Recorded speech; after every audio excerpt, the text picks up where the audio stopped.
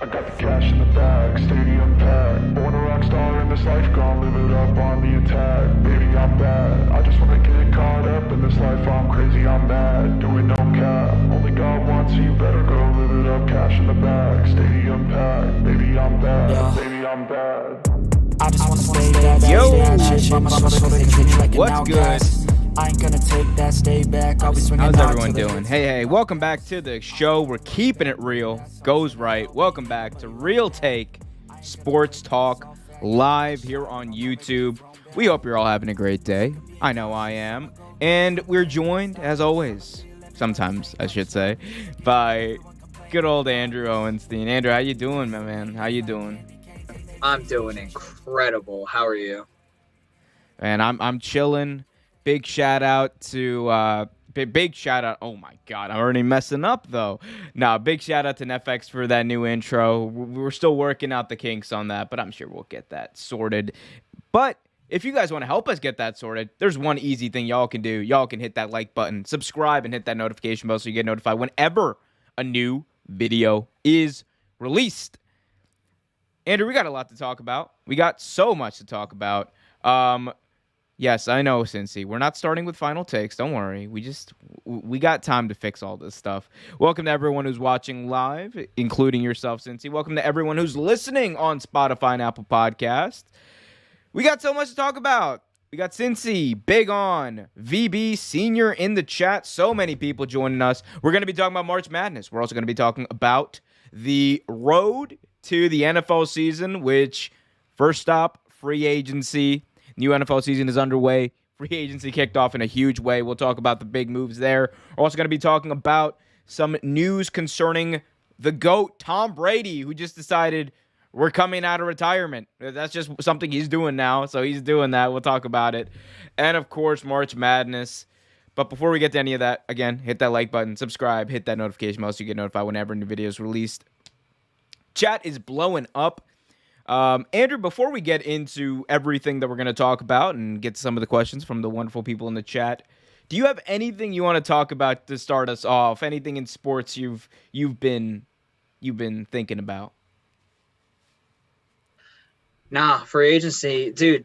Ever since free agency started and everything like that, it's just been every single day is something new, dude. It's between the Brady news, between some of the free agent signings, between you got guys sitting up there spurting one team to go to another team in a tougher division when they could have just stayed in that other division that they were in. We're going to have a good show tonight. We got a lot to talk about. Absolutely. We have a lot to talk about. Chat's already talking. Cincy and Big On mentioned Scott Hall, former pro wrestler Scott Hall, who recently passed away. Big shout out to the big man upstairs right now, Scott Hall. Again, all the shows this week, all the videos this week are going to be dedicated to Scott Hall and his memory. Ayo. We also got Cincy in the chat saying Bengals finally got some O-line. Hey, they're not done. They need more. I watched that Super Bowl. The Bengals 100% need to. Their issues aren't just one or two pieces on the O-line. They need to fix that whole enchilada. So Is Quentin Spain still on the team? Let's find out. Is Quentin Spain still on the team? I'm telling you right now. Yeah, I know he from is. experience. He is. I know from experience right now. You're trying to build an O-line. That's addition through subtraction right now. You got to get his ass the fuck out.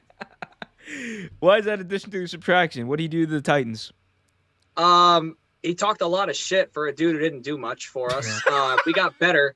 We got a lot better. Yeah, he was talking so much shit. Like, yeah, the Bengals went to the Super Bowl. Congratulations. So Joe Burrow did what he was supposed to do. He lived up to his hype as the number one pick and everything. And he's taking shots at the Titans. I mean, I don't know why, dude. For some reason, this was the season of like so many dudes taking shots at their former clubs. Between Eli Apple taking shots at the Giants and the Saints, you got Logan Ryan with his uncalled for taking shots at the Titans, talking about the Titans fan base being non-existent. It's like, right, because we're playing in January and the Giants are sitting home. It is what it is, though. But Quentin Spain, dude, right there, I'm just telling you, if anybody watched that Super Bowl, when Aaron Donald got loose and basically almost destroyed Joe Burrow on the last play of the game, that was Quentin Spain that got beat. So I'm just telling you right now, you want to get better, addition to subtraction.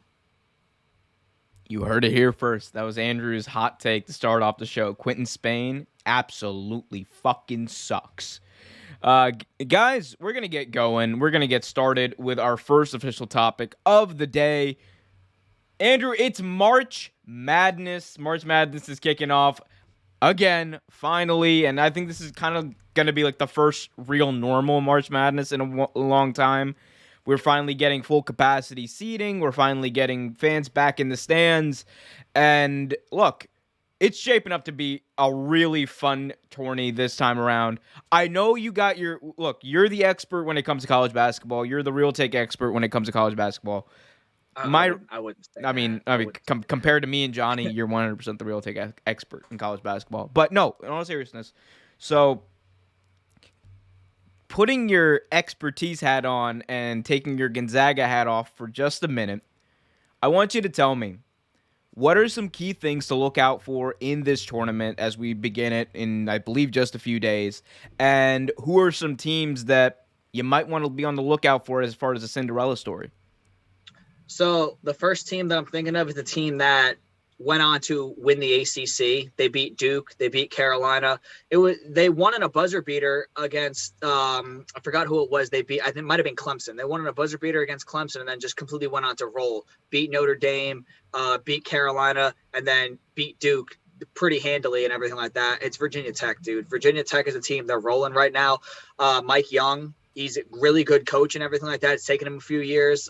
He made his name at Wofford back when Wofford had a team that was close to making a deep run. Literally, if not for Tyler Hero and those boys that Kentucky had, that was a Wofford team that legitimately could have been a sleeper team to make an Elite Eight and possibly a Final Four. That's how good they were. He has some guys from that team. Bought some of those guys over with him to Virginia Tech. They're rolling right now. Another team that could be a potential sleeper is I have my bracket right here. Actually, I filled out a bracket. There we go. I don't submit this. I just fill it out for fun. I love how it's like. I love how like you have your camera set up so it's all blurred out, so only you can control what's seen. Exactly. So the team that I really have, potentially making a deep run would be Virginia Tech. Another one that a lot of people are sleeping on, and the only reason why I say sleeping is just because I feel like they were underseeded. They kind of got slighted given how the last couple of weeks have gone, has been Tennessee. Tennessee won the SEC tournament. They handily won that championship game. They knocked off Kentucky in the semifinal. Tennessee, they're another one. They're rolling right now, and I don't know how they got a 3 seed in the same region as Villanova. Because, I mean, when you think about maybe the head-to-head, they did lose to Villanova early in the year, but Rick Barnes is a guy where he's very big on winning that revenge game. And if it does come down to that, where Villanova and Tennessee do meet in that Sweet 16, another team that I could see making the Final Four, making a deep run that's underseeded, is Tennessee. And then, of course, there is the Loyola Chicago. Loyola Chicago is back in. They have this dude, Williamson. He's like a 6th-year senior. I think the dude's like our age or something like that. He's still in college somehow. And they're another team. We've seen them do it before. Obviously, Porter Moser's not there, but some of those guys that were on that team that went to that Final Four, they are still there. And that's another team that can get hot. Those are just some of the sleepers I got.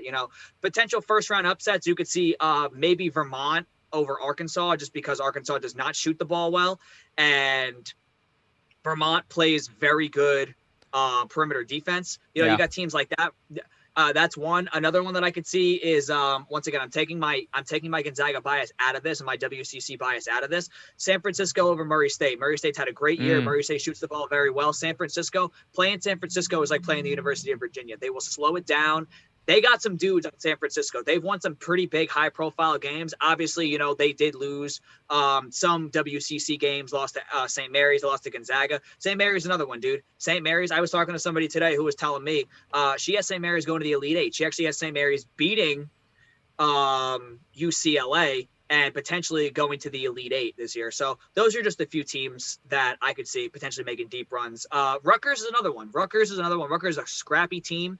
Obviously, my Seton Hall ties is why I have to root against Rutgers. Thou shalt not lose to Rutgers. That's our motto at Seton Hall.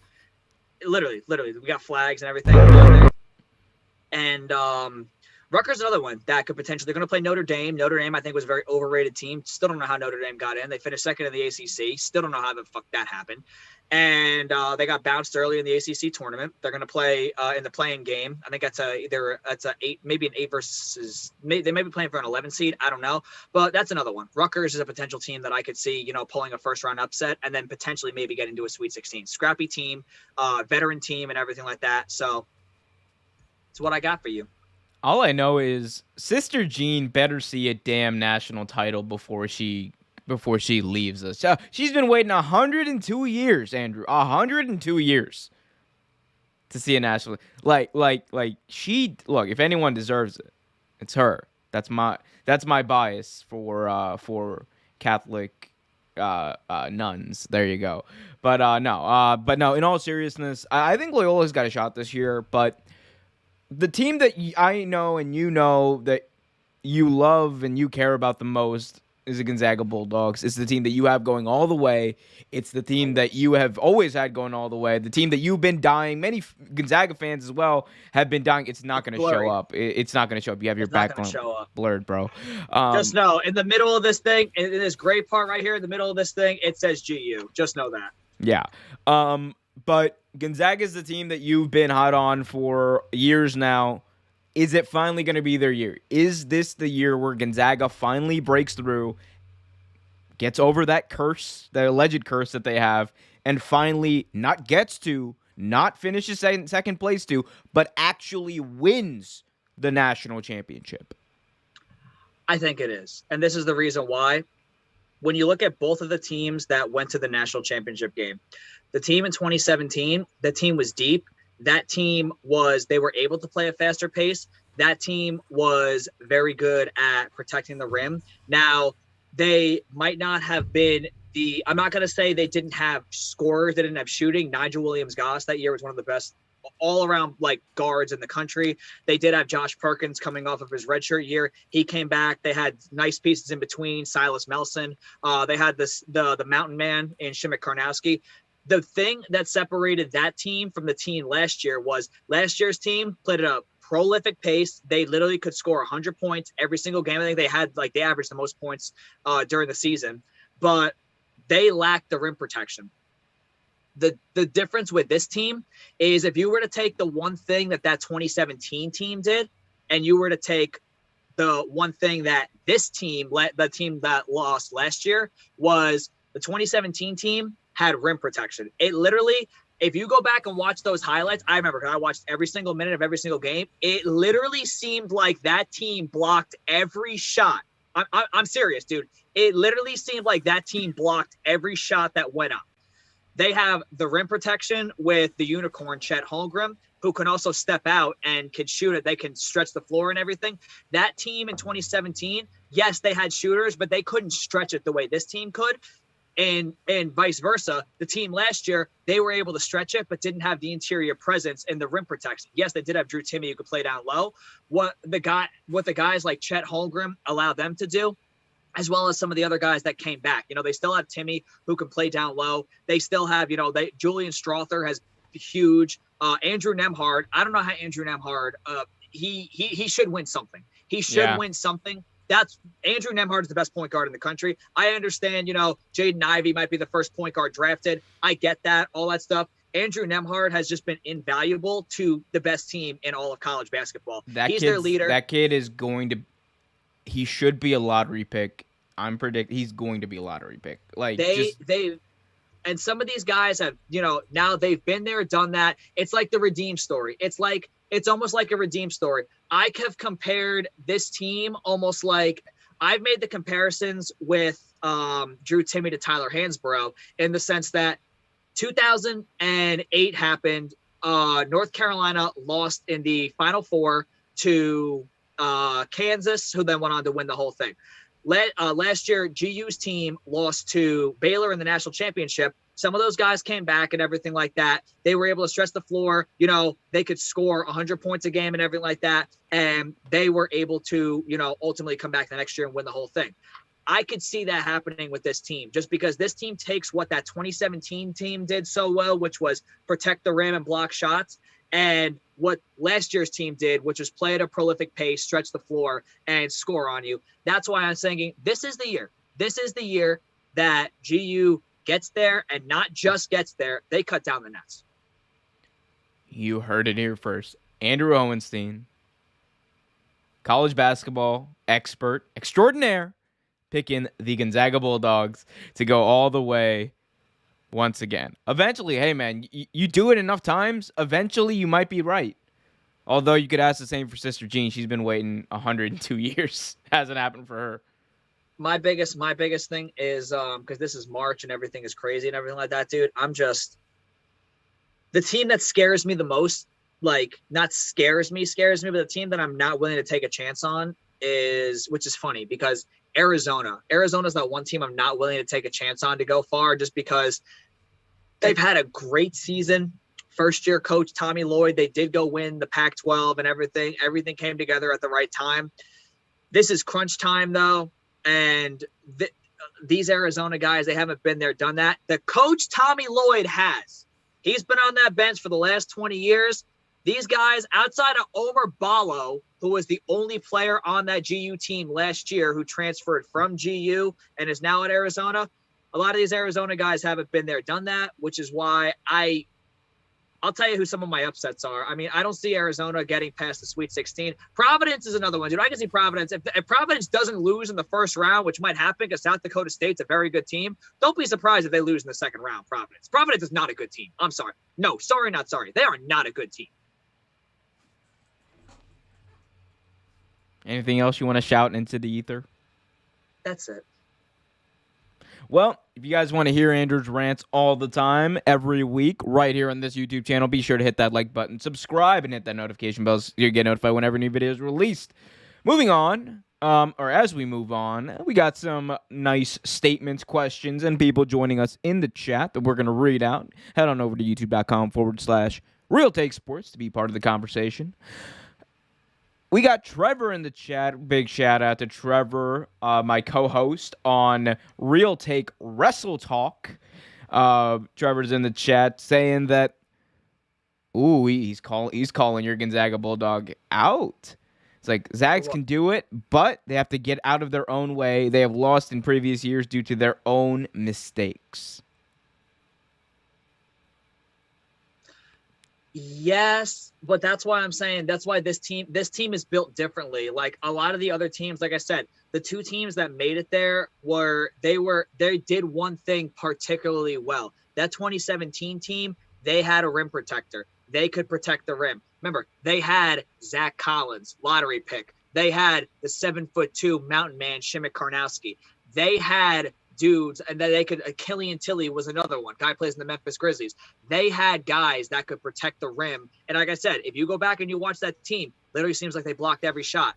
But their problem was at times, I'm not gonna say they would go cold scoring, but they could not stretch the floor the way that this team could. Last year's team, their problem was they could stretch the floor, they could run on you, but the issue that they faced was when push comes to shove, they couldn't stop penetration. And when you got penetration, they really did not have that presence at the rim to protect the rim. That's where this year's team is different. This year's team takes what last year's team did very well, which was stretch the floor, shoot it well, and what that 2017 team did, which was protect the rim, that's why I think you take what those two teams did the best and you put them together. That's what this team is.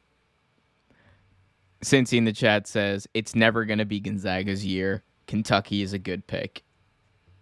So there you go. I'm not sleeping on Kentucky. I think I might have Kentucky go to the Final Four. I think it's I either got Kentucky or Purdue coming out of that region. But we'll see. We'll see. We'll see for sure, guys. Keep those chats coming. Let's move on, Andrew. Are you still analyzing your bracket? I think I actually have Kentucky going to the Final Four, but falling to GU. There you go. Anyway, moving on from bracket talk, there'll be plenty of time for that. I'm sure we'll get Andrew in here. If Gonzaga goes to the Final Four, Andrew, we're doing a stream. We have to. I got to get your reaction to, even if they lose or win. Either way, it's going to be magical. Kind of like the next thing we're going to be talking about. This is something out of even a storybook couldn't wouldn't be this great or insane. Andrew, Tom Brady couldn't handle it. Brady couldn't handle the boredom of retirement for 2 months. This dude, 40 days after the greatest player in the history of the NFL announced that he was retiring after 22 seasons, he decided just on a whim, on a random Sunday on Twitter, he is coming back for a 23rd season. Tom Brady will return with the Bucs, and now the Tampa Bay Buccaneers are trying to get the crew back together. They've sent feelers out to Rob Gronkowski to try to see if he's interested in coming back to the team, and you would think that he probably is with Brady being gung-ho and coming back. Andrew, 40 days. He couldn't even wait 40 days. This isn't even like a Brett Favre thing, where Brett Favre, he would retire, but he would do it just so he didn't have to play or so he wouldn't have to go to training camp. Brady did it like before the season even officially started. He said, okay, let's get my guys a head start on free agency. What do you think about this decision, Andrew? What might have brought Brady to this decision to return after 40 days? Well, number one, I think he got bored. I think he was sitting up there like, yeah, this after shit ain't for me. He was probably, I don't know. People keep talking about how he was at that soccer game where Ronaldo went and had the hat trick. He probably had some beer spilled on him, and he was like, yeah, fuck this. It could have been that. I mean, maybe he just, I guess football is just like, dude, you have to be like, to be as good and as legendary as this man has become, you got to be a psycho when it comes to this game. And I think he is that much like so in tune with football, and he loves football so much, like in a psychotic way, that he's like, bro, I can't, I have to be on the fucking field. Like I have to be. And I do think I want to get your take on this too. I really think just seeing where some of the quarterback chips fell recently, like, Russell Wilson's out. Here in the news, Jimmy G might be on the move to the AFC. Yes, Aaron Rodgers did come back, but just looking at the status of that division right now, Carolina is Carolina. The Saints are in cap hell. The Saints are in cap hell. There really isn't much they can do. Atlanta is rebuilding. Matty Ice might be on his way to the AFC. And then you look at some of the other teams. Dallas. We're going to talk about Dallas later on. They just, yeah, exactly. It's like you look at like who some of those guys are in the NFC, and he's like, you know what? I can beat them. I can beat them. I can beat them. Outside of having to go through maybe the NFC West again, which when you really think about it, dude, they were one play. It's that one play away from winning that game and knocking off the team that was going to the Super Bowl. They almost came back. You know what I mean? They came back. They came back in that game. They came back on them. So it's like he's sitting up here like, you know what? The NFC just got a lot easier, especially with like Russell Wilson heading to the AFC and everything. He's probably over here thinking, you know what? I think I can give it another go. He definitely can win the division. And then outside of having to maybe go through Aaron Rodgers, which he's done before, and that team, that team's going all in right now, but just given what happened to them last year, and maybe having to go through whoever is coming out of the NFC West, whether it's the Rams again, whether it's the 49ers, any of that, I think he probably thinks to himself, he gets the squad back together. They run it back one more time. They were this close against the Super Bowl champs. Yeah. I think he's thinking, you know what? I got another run in me. Yeah, absolutely. So as far as my take, like, I agree. I think you touched on a lot of factors, because this is like not I don't think this is like one thing over another. I think it's kind of like sensing the landscape of the NFL, sensing the landscape of his division, which there's no other team that's going to compete in that division right now. And also, like, he probably was just like, he wasn't feeling retirement. Maybe he just wasn't set on it. But Andrew, I think there's one part of this that I discussed when Tom Brady originally retired that you didn't cover there. And that's the aspect of the way Brady's retirement actually was announced and kind of played up in the press. Because if you remember, Jeff Darlington, he just reported that Tom Brady was going to retire on a random Sunday morning. On just a random Sunday morning. It came out of nowhere. We were expecting a decision, but not that early. It came out, and immediately there were reports from Brady's camp denying it, and also other reports saying that Brady was pissed absolutely pissed about the way that it was reported, because you could say that, maybe it forced him to make a decision early. Maybe he was put in a position where he felt like he had to retire, and even though maybe he was leaning that way, and then that just didn't sit well with him. I think that definitely played into this. I think Brady, there's part of Brady that's such a competitor. Like, we know he's the Bobby Boucher of the NFL, because he likes to look over on the other sideline, look over on the other team, and find a reason to be competitive. And I think this is just that. I think he looked at Adam Schefter, he looked at Jeff Darlington, the people who basically just released to the world that he was retiring before he had actually retired, and said, I'm gonna not only prove you wrong, but I'm gonna take a shot at your credibility while I do it. So I think that's definitely playing a part into this. I totally do. I think there's a part of him that resents the way it was handled, the fact that he wasn't able to retire on his own time, essentially, that it wasn't his narrative. He wasn't controlling the narrative. And one thing we know about Tom Brady, one thing we know about Michael Jordan, one thing we know about the greats, even LeBron, all the greats in all these big sports in America, they want to be the ones to control their narrative. They don't want anyone else to, because the second that happens, you hear a lot of people running their mouths about things they might not know. And I think that along with the fact that his division is up for grabs, the team is coming roaring back. They basically have the same Super Bowl team. Like, even if Gronk doesn't come back, they have most of the vast majority of the starters they did from their original Super Bowl team in 2020. So they can run it back. They can absolutely run it back. And that kind of goes into my next question. Do you think the Tampa Bay Buccaneers, they just have Tom Brady right now? We don't know what Gronk's situation is as of this recording, but what do you think about their chances of going back to a Super Bowl and maybe Tom Brady playing it out and going out with a championship? Oh, they're real. Oh, they're real.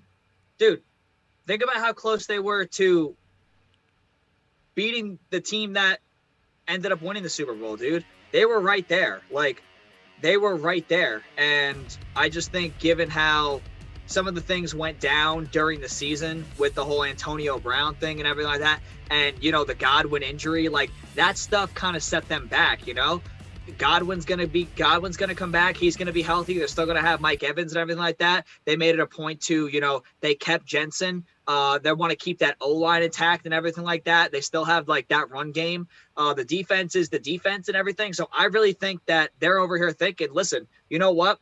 Outside of that little hiccup and outside of a few injuries here and there, we stay healthy. They're good enough. That we've already seen it. They were good enough to go to the Super Bowl and win it. They're sitting up here like, hey, you know what? Godwin doesn't get injured, all that stuff. They could have been back. They could have been repeating. And he's probably sitting over here like, listen, maybe I have to be better in that game. Maybe I have to, do a little bit more. But their chances are legit. Like, if you didn't see the odds, dude, they went from like plus 2,800 to like plus 750 to win the Super Bowl or something like that. Like, that's swinging the needle. Like, as Pat McAfee would say, that's swinging the needle. Their chances are legit, just as good as any favorite in the NFC right now to win the Super Bowl. Yeah, look, anyone who says, like, first of all, you have to factor in that Tom Brady, anyone who says he's not a needle mover, like you said, I think they're full of shit at this point. And there's gonna be a lot of people. I promise you, he's gonna be 40. Tom Brady's gonna be 45. By the way, Tom Brady's gonna be 45 years old by the time the season comes around, and there's going to be a lot of Cliff Kellermans out there saying that, oh, finally, this is the year where Tom Brady finally falls off the cliff, right? Like, how many people are already saying that? Shannon Sharp's already saying that. But so all that aside, I don't care what anyone says. Until I see it, I'm not going to believe it with Tom Brady. The dude has had 3 Hall of Fame careers. His 20s, his 30s, and his 40s. Boom. I will not believe that Tom Brady has fallen off a cliff until I see it. Therefore, he is a needle mover. He's one of the best quarterbacks of all time and one of the best quarterbacks in the league right now at the age of 45. That is a testament to him. That's a testament to his ability to work with what he has. Also, it's a testament to the team that he has helped build around him. Like, let's not act like it's just Tom Brady. The players that he's helped put in place, like it because they get to play with Tom Brady. That's actually a bit of a recruiting thing. Think about it. Like, Gronk came out of retirement to play with Tom Brady, and he was a very good situational player for the Tampa Bay Buccaneers over the past few years. So, yes, they're a Super Bowl contender. On top of the cherry, on top of all of this, is the fact that they have the division right there.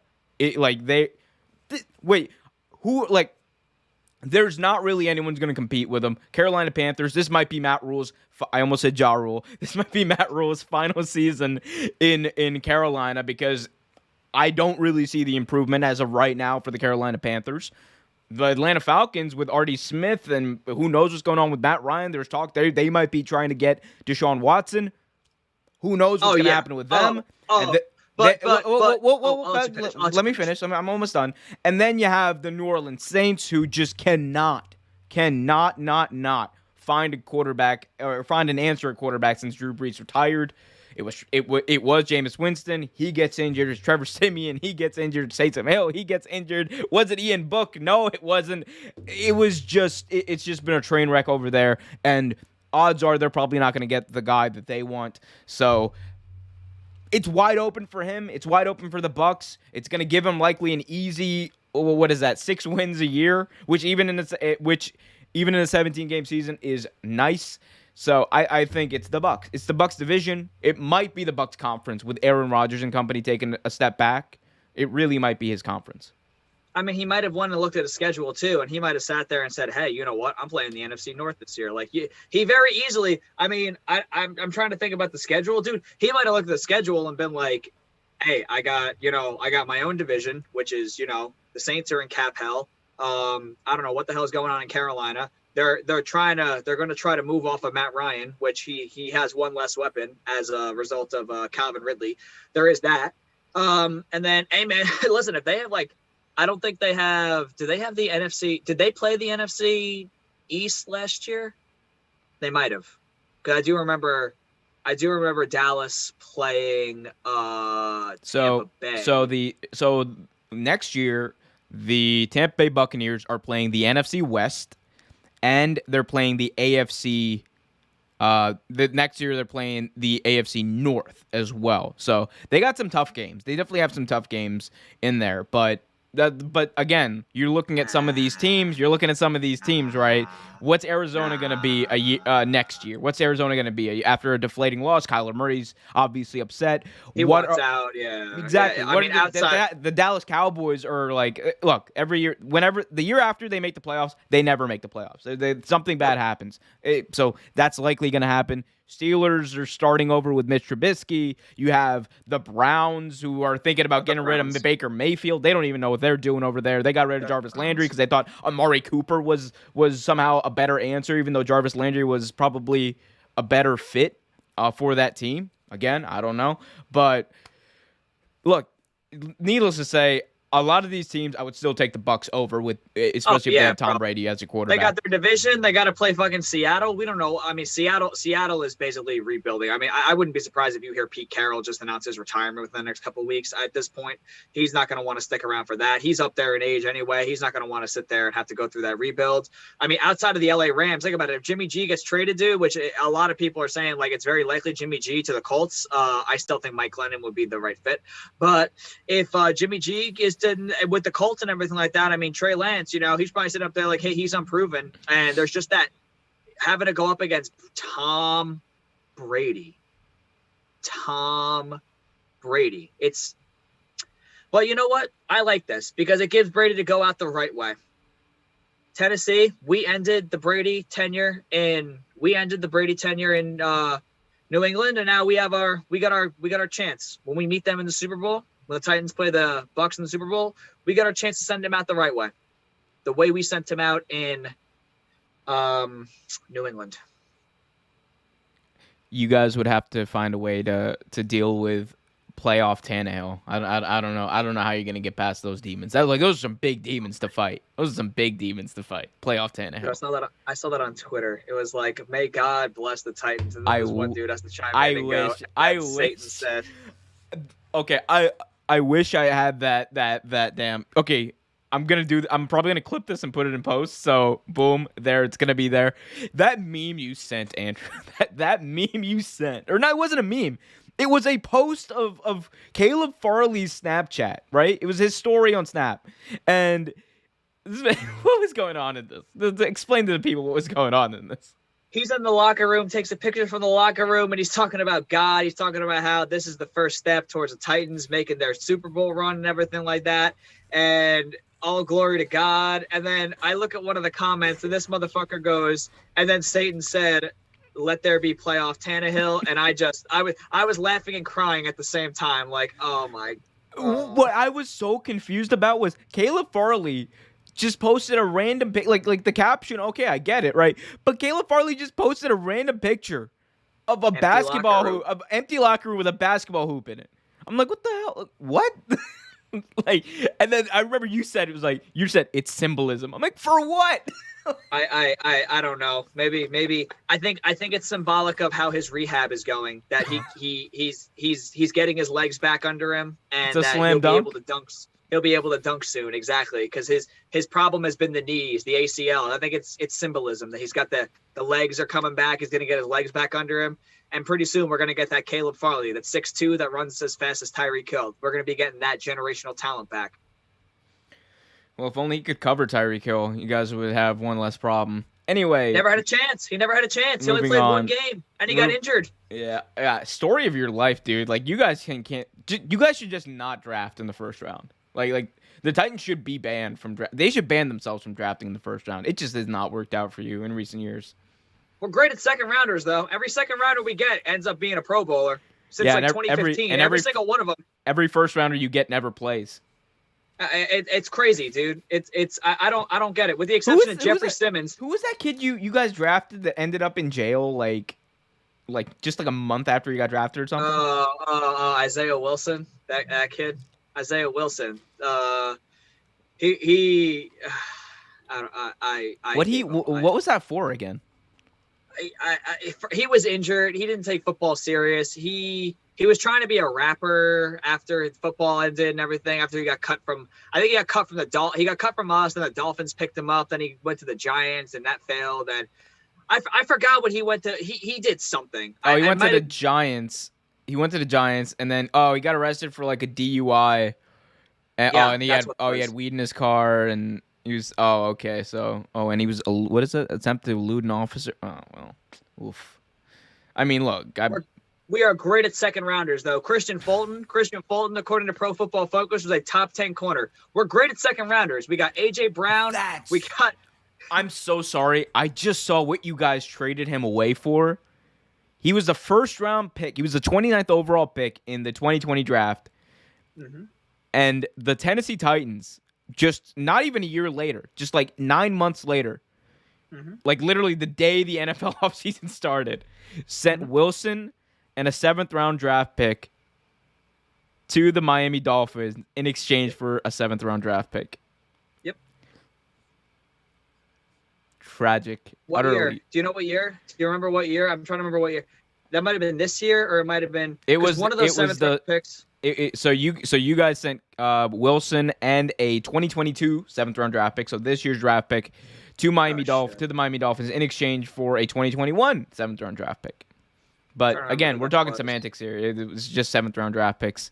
I mean, I can tell you who you guys picked in the 7th round. Like, that's not. Was that Brady Breeze? Was it a defensive player? Was it Brady Breeze, or was it Dez Fitzpatrick? Somebody. No, it wasn't Dez. Dez was not Dez Fitzpatrick. Might have been Brady Breeze. So the Tennessee Titans. Okay. They said, yeah. So here we go. They traded it away. They traded it away to receive. Wow. Okay, so yeah, this is when it gets tangled in the web. You guys traded it away to trade up into the 4th round to, I think, pick Dez Fitzpatrick. It was either Dez Fitzpatrick or the Rashad Weaver pick. It was one of those two. I think you guys had Rashad Weaver. Yeah, it was Dez Fitzpatrick, 109 overall. So we drafted that motherfucker. Basically, you guys traded in order. So here's the breakdown, Andrew, for your memory and the memory of everyone else listening. It was Wilson. It was a first round, the 29th overall pick, plus a 4th, 5th, and 7th for Fitzpatrick. And he barely saw the field this year. You guys literally traded. Think about this. You guys basically traded an entire draft to get a practice squad player. Yep. Oh, Andrew, I'm so sorry. The misery you must be feeling. That fan base. I'm telling you, dude, to be a fan of that team in Nashville, it's no people sit here. People sit here and they're like, oh, like it's no, trust me, our highs are high, but they're not like the highest highs. But our lows, remember when we were remember that span of like 3 years where we only won like 4 games? I do. Oh yeah, I remember that. That was the where you guys went from Jake Locker to Rusty Smith to Zach Mettenberger. I remember those days. It was fun. We had the Titans like every year, and like every year the Ravens would like set a team record for sacks against the Titans. I think we even did that in the year with Marcus Mariota. We shut you guys out like 18. And here's the thing. It wasn't even like we were good at the time. I think in 2017, we weren't a good team, but we shut you guys out, had like 10 sacks, but it was like one of those like 18-0 shutouts where it's like our offense struggled almost as much as yours did. So we drafted Mariota second overall, and then the next year had the number 1 overall pick that we traded. We were the Jaguars. Yeah. Hey, man, Trevor Lawrence is going to be a great backup in like 4 years for someone. He's going to be a great backup somewhere. I mean, I'm sure you wouldn't even call him a backup. Anyway, we're getting there. We go. You got your Titans spotlight of the week. USFL, sunshine of the USFL. Oh, dude, the USFL. Okay, now I got to ask you now that you mentioned it, dude. Have you heard about this like controversy that's brewing between the USFL and the XFL? I heard about it. They were suing them for something, right? Well, for like the naming rights. Oh no. It's even no. That see what you're talking about is even stupider. The old I don't know how this is happening. The old USFL is suing the new USFL. That's what that's what you're talking about. That's the lawsuit that you're talking about. I don't understand. Look, okay, I genuinely don't understand how it's possible, but apparently the ex-owners, like the old owners who are still alive of the league that was around the 1980s, are suing the current owners of this league, which begs the question: how the hell did you secure the rights to the name if you didn't secure the rights to the name? Could I have started the USFL and made a boatload of money off of just hype? We could have. Real Take, hell, and then we could have rebranded to Real Take Football. Okay, keep that in the back. When the XFL goes out of business next year, that's exactly what we're gonna do. But hey, if that don't work, we could always start this competitive paper football league. We could always do that too. We'll talk offline about that. But no. So basically, that's the gist. I mean, well, actually, I didn't even tell you about the XFL. So the you know how the XFL announced like it's coming back in 2023. Dwayne "The Rock" Johnson is one of the owners, and basically, the XFL has an agreement now with the NFL where they are going to be basically the test league for the NFL, almost a feeder league actually, where it's like the XFL is going to test out a new rule. Yeah, in a way. Like it's actually like I think a good system to have. The NFL should have a system like that. Because can't they sign guys? I think they can sign guys from the XFL. Like they could just straight up like on a random Wednesday. But no, not directly. I think they have to wait until the regular. I think at least the regular season's over. Or purchase his contract or something. It might have to be something like that. It's something like that. But either way, the XFL has a working agreement with the NFL where they're going to be testing rules, where there's going to be some sort of access to players, like you said, which I think is dope. I think there's a lot that the NFL can learn from the XFL. Whether it's the kickoff thing, I love the kickoff thing in the XFL. You remember that? It was like. It was instead of a 4th and 5, instead of like a kickoff, or an onside kick, it would be a 4th and 15. I'm like, that's so much better. And then you got the layered. What I really liked was the layered like extra points. Like you had the 2-point conversion from like the 5-yard line, and then like a 3-point conversion, a 4-point conversion. I'm like, that makes the game so much more interesting, so much more competitive. So. Like I love it. I love that, and I think the NFL should actually incorporate some of those things and test those things out. But anyway, so the USFL said, hey, what the fuck, basically. And we're like, what's going on here? We're starting up this year. We're playing all our games in Birmingham, Alabama, because we can't afford. Literally, USFL's playing all their games in Birmingham, Alabama, because they can't afford to play anywhere else. So the Birmingham's, whatever they are, they're gonna have a lot of. They're gonna have home field advantage throughout the entire season. Ultimate. Yeah, but anyway, so they're mad right now at the XFL. So what they're doing is now they're adding options, or they're reinforcing the options that are in the player's contract. And there's like talk that that a lot of USFL players are just gonna be like kept for the sake of keeping them. Instead, it's just so the XFL doesn't have a larger player pool to pick from, which I find completely stupid and silly.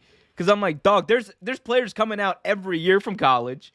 There's always players that are going to be out there. And on top of that, you're telling me USFL teams are going to keep players that they don't need to keep that might not actually be good for their team instead of going out and seeking better players? That's a dumb business strategy. It's a dumb football strategy.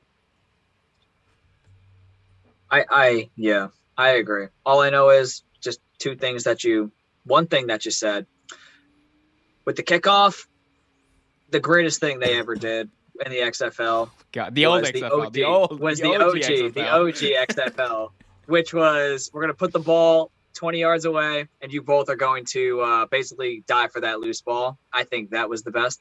And the other one was, I remember the meme when they announced the USFL, and Jeff Fisher was a coach, and I was like, he's got that 7-9 look on his face. I died. I'm like, my God. I know it was a move to get credibility, which, look, hiring Jeff Fisher shouldn't make your league less credible, right? The dude's been an NFL coach for 25 years, whatever. The dude's went to a Super Bowl, and he's like, fine coach, right?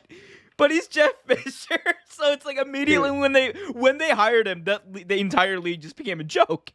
Like, literally, it was because you literally hired the poster child of mediocrity out of any coach ever. He's the poster child for mediocrity, and of course he had to be the coach of my fucking team. Oh my God, dude! Dude, I cannot wait for these USFL stream. Like, there's gonna be here's the thing. I think the USFL is rushing things. I genuinely do. This is gonna be some fun bad football. I want the league to succeed, don't get me wrong, but this is going to be some fun bad football that the USFL is about to put out. Are they going to have to do what the old the OG XFL did, which is basically like give out free tickets, like give out vouchers for people to go to games and shit? No, dude, man, the OG XFL was the funniest shit ever.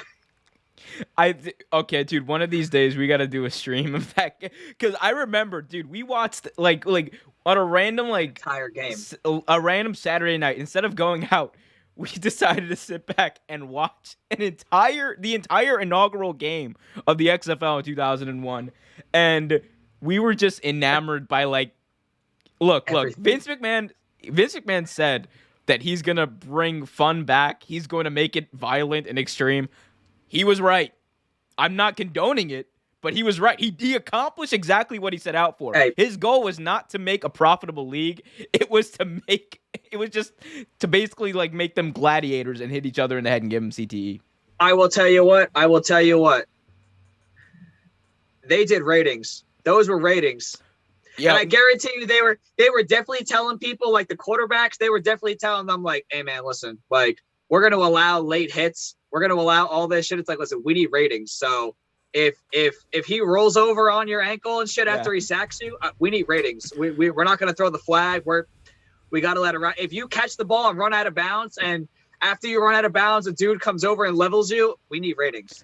My favorite thing though about the XFL, it's look, they got rid of the violent rules and all that, and the stupidity of that kickoff, the coin toss, the scramble, the loose ball scramble, dumbest. Okay, that's actually the dumbest thing. It was entertaining as fuck, but it was dumb. But I love how they kept to their roots when they came back in 2020. You all right there? Yeah. I love how they kept to their roots when they came back in 2020. And they stuck to those on the field interviews. The quarterback throws a pick, And Pat McAfee's in there, microphone in hand. Hey, so what you think about that pick? It was like so great. It's so great. All we need, man. Like, look, I don't care what anyone says. We need Rod Smart. We need him to come back. I want him to be the Chris Collinsworth. Sunday Night Football in the XFL, Rod Smart needs to be calling those games. I don't care what anyone says. Like, he hate me. He hate me, dog. He hate me. Legend. He's an XFL legend. If they were gonna have an XFL Hall of Fame, he is the first dude. He is the first dude that you put in the XFL Hall of Fame. The face of the OG XFL is Rod Smart. He hate me. Dude, look, I will start the XFL Hall of Fame. Like, just to induct him. That man is a absolute legend. Should have been in the NFL for longer than he was, but he hate me, dog. He hate me. Anyway, oh man, I'm on sure, the NFL free agency. Man, my favorite part of the season. I love that. We just spent 20 minutes talking about football that wasn't the NFL. And now we get to talk about NFL free agency. Let's go, baby. NFL free agency, man. You get these dudes that never took a single snap in the NFL, and they get paid a lot of money to give out a lot of money. They get paid a lot of money to spend a lot of somebody else's money. Let's get into it. Let's get into it right now. NFL free agency is kicking off as we speak, and there's already been some insane moves as of late. We got Teddy Bridgewater signing with the Miami Dolphins, cornerback J.C. Jackson signing with the formerly known as the San Diego Chargers, Carlton Davis staying in Tampa Bay, Jaguars signing Brandon Scherf, Marcus Williams signing with my Baltimore Ravens, which I will rant about in just a little bit. Randy Gregory going to Denver, not Dallas, which we'll talk about twice on this show. Dallas. And Christian Kirk, which I thought I didn't understand this move at all. Christian Kirk going to the Jaguars, 4 years, $84 million. We'll talk about that. And Mitch Trubisky is, by the way, going to the Steelers. We'll talk about that as well. So much to talk about. Ryan Jensen coming back to Tampa Bay. That's just a few of the moves, Andrew. A lot of moves have been made. A lot of moves still to be made. A lot of trades to still happen. What's the one move? You left a big one out, by the way. This is the one I'm going to bring up. Oh, okay. Well, why don't you just bring it up? Roger Saffold to Buffalo. What'd you think about that move? That was personal. He felt like he gave a lot. I loved Roger Saffold. We got him. We got him from the Rams, I think, after they made a Super Bowl run. We bought him in and everything like that. Paid him. He got a bag. The Bills. That one was personal. I think. Great addition, by the way. Great offensive lineman. Great guard and everything like that. I just think that move was personal. But the Randy Gregory one's another one. The Randy Gregory one, I think. Yeah. Why don't you just like talk about that a little bit? Because we'll talk about what it means for Denver in a second. But Randy Gregory he literally, you know what he did? You know what Randy Gregory did?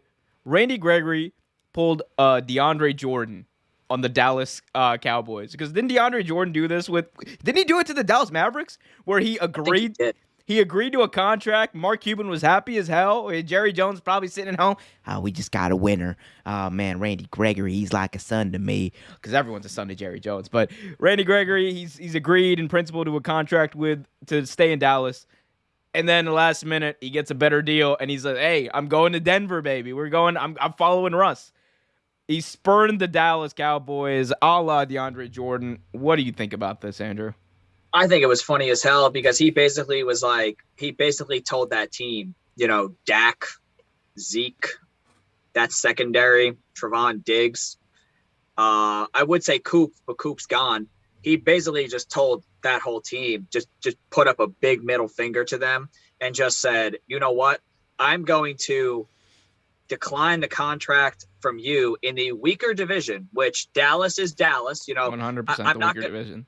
In the weaker division, he goes, I am going to go sign with that fucking juggernaut in the AFC West, where I'm going to have to compete against Patrick Mahomes. I'm going to have to compete against Derek Carr, and I'm going to have to compete against Brandon Staley, his analytics, and Justin Herbert. And he was basically like, I am going to go out there. I'm going to take the money. Yes, I will be probably next to Von Miller and across from Bradley Chubb. I would rather go out there and, potentially not even make the playoffs than go take Jerry's money and play in the weaker division. I think that's hilarious. It just shows you like the Dallas Cowboys will always be the Dallas Cowboys. They're like the New York Knicks. Biggest name in the entire fucking league. But at the end of the day, what does it amount to? Nothing. Yeah, nothing for the past 30 years. Nothing. I mean, it like this is just it's ridiculous. And look, this is for Cowboys fans. Should you be worried about this? Yes, this is a bad omen for your season. Because I said there's a curse on this team. This team does not make the playoffs back-to-back years like this. They don't do it. It's not going to happen. Anyone who tells you it's going to happen, it's not going to happen. I don't know what's going to happen. I don't know who's going to win the NFC East. I can tell you one thing, though. Washington, baby. Washington. It might be. I don't know. New York. Last time Washington had a name change. Last time Washington had a name change, they won the division. Hey, man. There we go. And they just brought in Commander Carson. Oh, my God. For way too... What'd you think about that trade? 2 third-round picks. 2 third-round picks for Carson Wentz. On top of that, Washington's taking his salary when you got Mitch Trubisky going for $7 million a year, Teddy Bridgewater going for like $6 million a year, and you still have people like Jimmy G out there. You still have other free agents. Deshaun Watson still available. I mean, this move, like, it's not even been like a week, and this move's already looking like, oof. What do you even say to that? He's got Scary Terry. He's got, Gibson. Scary Terry in his He's got 4-3 in his 4-3. Yes, he does have Gibson. And Chase Young. Remember, Chase Young is a stud. They did. I mean, they've got some names, and that is the weakest division in the entire. I mean, I don't want to. I don't even know if I could say. I mean, it is a weak division, but I mean, fucking A, dude. Carson Wentz literally had 7 Pro Bowlers and lost to Jacksonville to miss the playoffs. So, but hey, you know what? It's new Carson. He gets to start over. He gets to start over in a brand new place with Ron Rivera as his coach. He's got Chase Young on the other side. He's got Gibson. He's got Scary Terry. You don't know who they're going to take in this draft and everything like that. I'm taking the Washington Commanders. Last time Washington had a name change, they went and won the division. Remember, the Giants suck. The Cowboys are the Cowboys. I do not trust Sirianni and that running back he's got playing quarterback. Take a Washington. You heard it here first. Washington is going to win the NFC East. They might have a losing record, but they're going to win the NFC East. Could you imagine that? It's like instead of having a 7-9 team, we get like a 8-9, a 7-10 team, perhaps making the playoffs. They might be. We might have a 6-11 team making the playoffs too. They might be 6-11. I mean, 6-10-1. Because think about it. 6-10-1. I think about it, dude. They play the NFC. I think they play the AFC. They play the AFC South this year. So they're gonna lose. I mean, they're gonna lose. They're gonna lose to Tennessee. All those teams are gonna lose to Tennessee. Indy. I don't know. I mean, with. As long as Indy gets a quarterback that doesn't check out of runs, which could be anybody. That's what I'm saying. Mike Glennon. Deshaun Watson's going to be out. I'm telling you, I really think Washington is going to win that. I really think Washington is going to win that division. They could have taken that money, signed Teddy Bridgewater, had the same exact thing, done the same exact thing that they're probably better, more efficiently than Carson Wentz is about to do it. But they're getting a guy who literally has the mentality of their stadium. We're scoring a fucking touchdown. No, we are scoring a fucking touchdown on every fucking play. Carson Wentz has the mentality of FedEx Field. Broken down, watered down, and an accident waiting to happen every single time there's a game. Tell you what. He is not going to take that safety, though. He is not going to take that fucking safety. As we've learned, Carson Wentz Carson Wentz will not take that fucking safety. He don't care if he has to put it in his left hand and shot put it to the fucking corner standing at the 2-yard line. He will do it. He's like, no. I'm not going to sit here, give them 2 points, and then give them a chance to come back and score another 7, give them 9. I'll give them 7 right now, and then we'll go get those 7 back. Game manager. Very game manager, dude. He's game manager. What do you mean, game manager? The dude literally throws games away. He literally throws them away. Did you watch Week 18 in the NFL last season? I did, but think about it. If he takes the sack, in the end zone, that's 2 points. 2 points, and they get the ball back. Now they can come down and they can score. So now that's a potential 9-point swing. Instead, he thinks in his mind, I'll throw the pick 6, give them 7, but that way we get the ball back and we can go get that 7 back. It's actually genius when you really think about it. Andrew, a few days ago, you were talking to me, and you were telling me that you can never have too many cornerbacks. And apparently the Ravens heard you, and they actually extended that to mean defensive backs, because the Baltimore Ravens made a splash in free agency, signing now former Saints safety Marcus Williams, 5 years, $70 million. Look, I'm not saying that it's a bad bargain. I'm not saying that, he's necessarily a bad player or what have you. He's a good player. He's a solid safety. But you're going to go out and spend $70 million. You're going to go out and give someone a bag. Where's the effort? Where's the effort? Go get Honey Badger. Get me Honey Badger. We know he's not staying with the Kansas City Chiefs. They already got his replacement in Eric Reed. He's gone. He's gone. But you're telling me you can't even attempt to get Honey Badger? I don't care what anyone says. Honey Badger, by being on that field, made that Chiefs defense, which is garbage for the first half of the season. He made them better. Oh, no. They were garbage the whole season. But he made them better. But he was the difference. He was the difference. Look, that playoff game against the Bills was standing. But no, in all seriousness, I would rather have Honey. No, he will hit that tight end in the middle of the field. That's about all he'll do. But he'll make that big tackle in the middle of the field. Nothing else. But no, Marcus Williams of the Ravens. Look, the Ravens are a team. I think this is kind of unnecessary. I'm not gonna lie to you.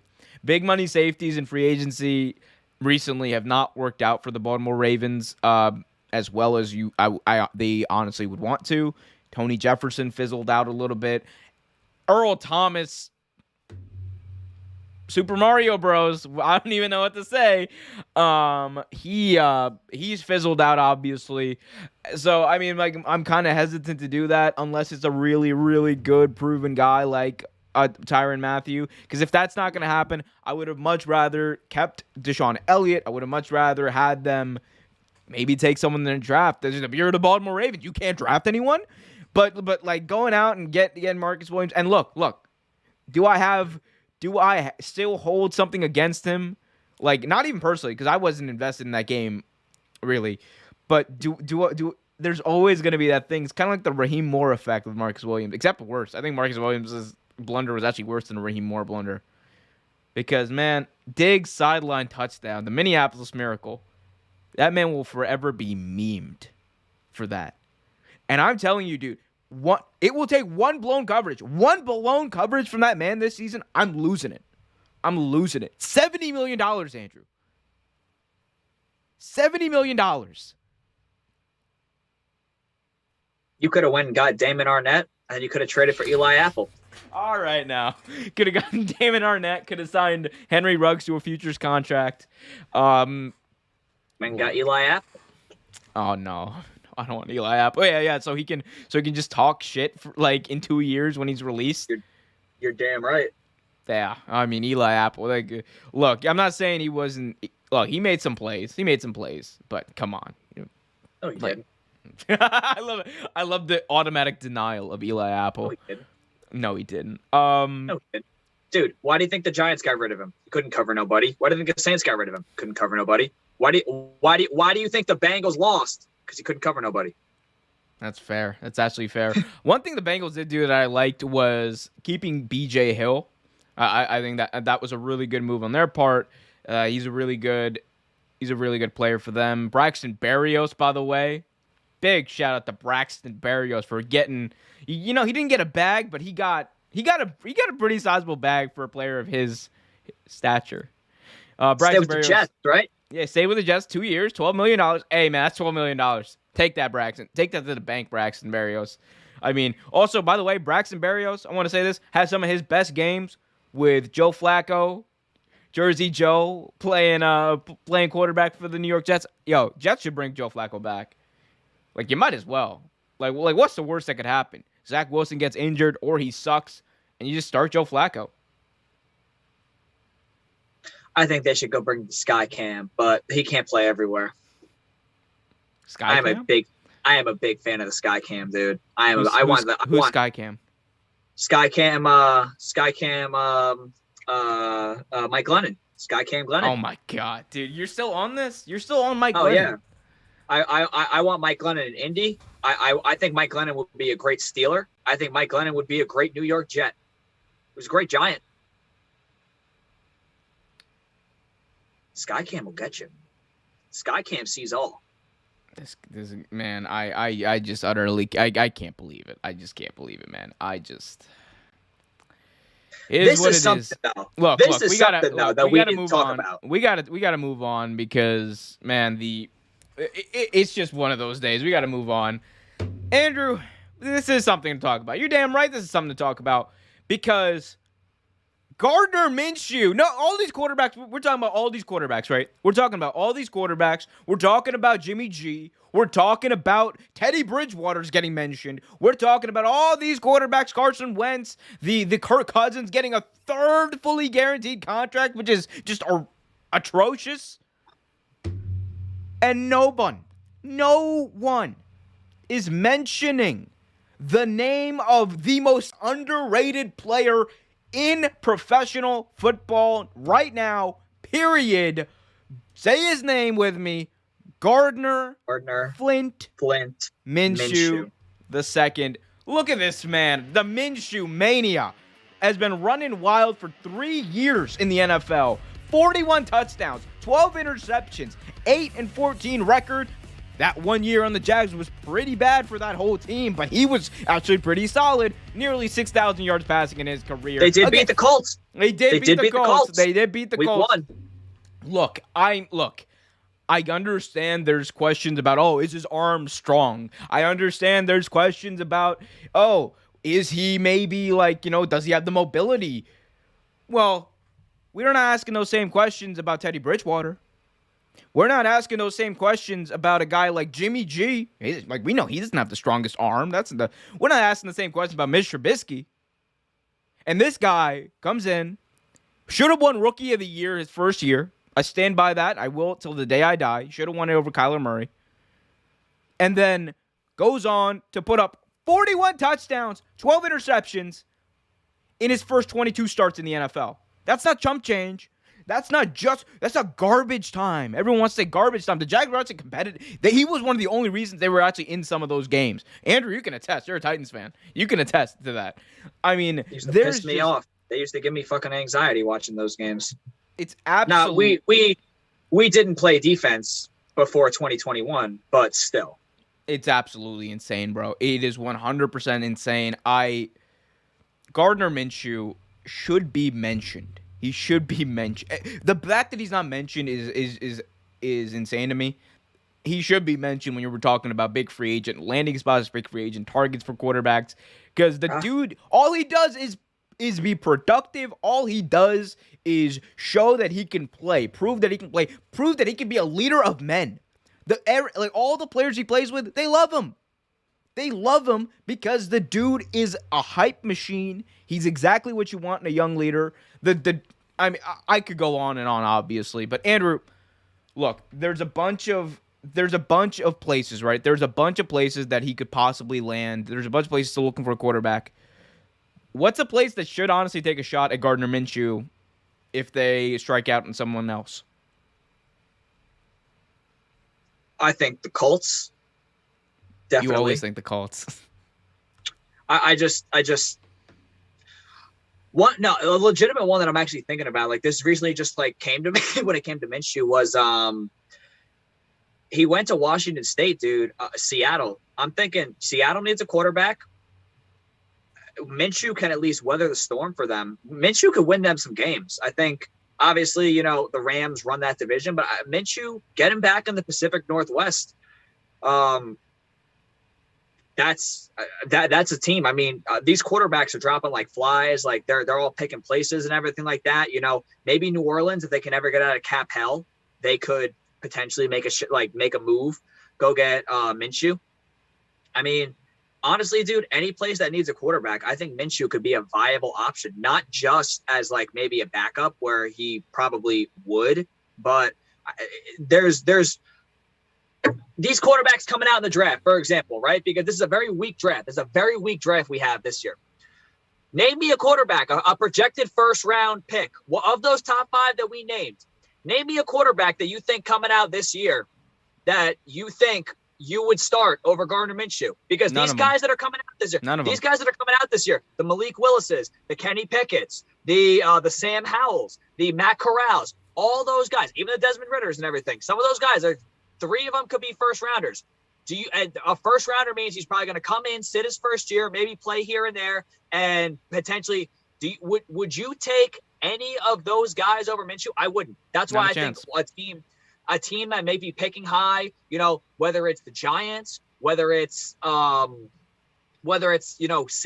doesn't have. Seattle did get picks from the Russell Wilson trade, but I think one of those teams should take a legitimate chance, whether it's Seattle, whether it's the Giants, even the Jets. Hell, I would not wish Houston on him. I really would not wish Houston on him. But those are just some teams. Hell, even if Atlanta decides to move off of Matty Ice, I think Gardner Flint Minshew would be a great. I mean, look at that mustache, dude. Great mustache. Look, great mustache. You said something there, and I think I do see Gardner Minshew ending up in the NFC South. I think at the end of the day, New Orleans is going to strike out on all the guys that they want. I don't think money. They don't have money. They've moved shit around, and they're still like -6. Andrew, they don't have money, but they do have 6th-round picks, because apparently that's the value of Gardner Minshew in the NFL. I don't understand it. You got Carson Wentz going for 2 third-round picks. Gardner Minshew going for a 6th-round pick. But, hey, that's the market. If that's the market, New Orleans, you got a shot. You got a shot at getting a guy who's not going to get injured, who's not going to turn the ball over, who's going to make plays, who's going to rally your team, who's going to actually hype your team up, who's actually knows how to play in the NFL, who knows how to play in bad teams in the NFL. So even if people get injured, he can weather the storm to an extent. And he's only 25 years old. He's a young buck. He's got so much to learn. First 22 starts in the league. 41 touchdowns, 12 interceptions. What have you got to lose? You're telling me Ian Book is better than this dude? You're telling me, what's his name? Trevor Siemian? Who the hell is Trevor Siemian? Is better than Gardner Flint Minshew II? No. Yeah, honestly, no. Dude, like I was saying before. Grow a pair. Make it happen. Gardner Minshew, MVP 2022.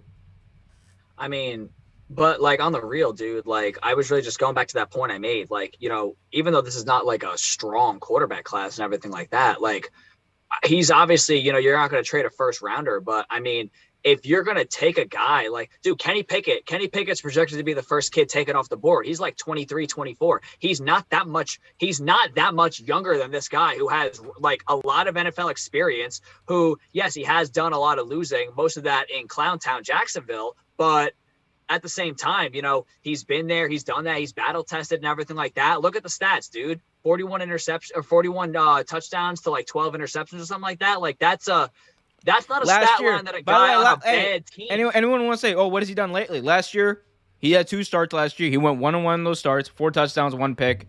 Threw for come on. He just exactly. bare minimum. He's Alex Smith. I genuinely believe bare minimum he is Alex Smith, and even if he is Alex Smith, that's a whole hell of a lot better than some of these quarterbacks out there. honestly. I think one of the, yeah, dude. I mean, I'm with you. I think one of these teams should take it. Hell, man, if he's worth a 6th or a 7th round pick, fuck it. I think J-Rob should get on the phone right now. Why They should not? call. They should call the Eagles and get him back in the AFC South. Just get him back in the AFC South. You might be able to. You actually might be able to swindle something from him. Like if you might be able to get like a 2nd round pick for that. We might be able to. Like I don't know. We don't play have a your cards 2nd round right. pick this year. We don't have a 2nd round pick this year. Aspirations, Andrew. There we go. Guys, let us know what you guys think about Gardner Minshew, NFL free agency, and all that stuff. Hit that like button, subscribe, hit that notification bell so you get notified whenever a new video is released. If you're listening on Spotify or Apple Podcasts, be sure to leave a 5-star review and also hit that follow button as well as we move on from Gardner Minshew, our Minshew moment, which I like that. I like that we did the Minshew moment again. I miss the Minshew moments. We should do more of those because they actually are what? like we will do. And so we will single-handedly get this man a job again because we did it with the Eagles. Minshew moment. We just started talking. We started talking about it until he got traded, and those are some of the best videos on the channel. So there you go, Gardner Minshew, and this is all from the heart. This is I'm not playing it up. I genuinely don't understand it. Maybe I'm a dumb football fan, but a guy who does that deserves to at least be competing for a starting job and not the 3rd string quarterback behind Joe Flacco and Jalen Hurts on the Eagles. Like, come on. And you saw the stats, man. I mean, the facts are the facts. Are the facts. I'm just saying, like he went 6-6 his first year in Jacksonville, 21 touchdowns, 6 picks. He should have won. I don't care what anyone says about Kyler Murray. He had a better season than Kyler Murray's rookie year. That's just facts. Fight me on that. Mighty Mouse might be the next quarterback of the Browns, by the way. But we'll talk about that quarterback for the Browns. We'll talk about a lot more coming up. One of these quarterbacks we're going to be talking about is Mitchell Trubisky, former 3rd overall pick. Was he 3rd or 2nd? I think it was 2nd. No, what year was that? That was the Chase Young draft. That was right? That was the Chase Young? No, it was 2017. 2017. No, 2017. 17? He might have been 2nd. I think he was 2nd. Man, the Chicago Bears are smart. But Ryan Pace, he deserves some sort of award for what he did in Chicago, doesn't he? Anyway, former Chicago Bear legend Mitch Trubisky. We thought he was going to get paid. We talked about this last week. The value market, the high-end market for Mitch Trubisky was going to be about $10 million a year. Well, it ended up being slightly under that. Pittsburgh Steelers nabbed the heir apparent to Ben Roethlisberger with Mitch Trubisky. Pittsburgh Steelers have signed Mitch Trubisky to a 2-year, $14.25 million deal worth up to $27 million with incentives per NFL Network. Pro Bowler in 2018 was drafted by the Bears in the 1st round of the 2017 draft. Trubisky presents a formidable challenge to Mason Rudolph in the upcoming battle to be Big Ben's successor. I don't believe that's going to be that formidable. It's Mason Rudolph. He's likely going to be the starter unless something catastrophic happens. Andrew, what do we think of this move? Is he/can he be the long-term answer that the Pittsburgh Steelers need? I mean, I don't really know where else. We know where else they could have went, but I mean, I guess they see something like he was a 2nd overall pick and everything like that. Obviously, him and Nagy were not the best of friends and everything like that. And didn't they make the playoffs though? Didn't they make the playoffs his rookie year or something like that? I think they did. They made the playoffs in 2018 and 2020. With this man under center.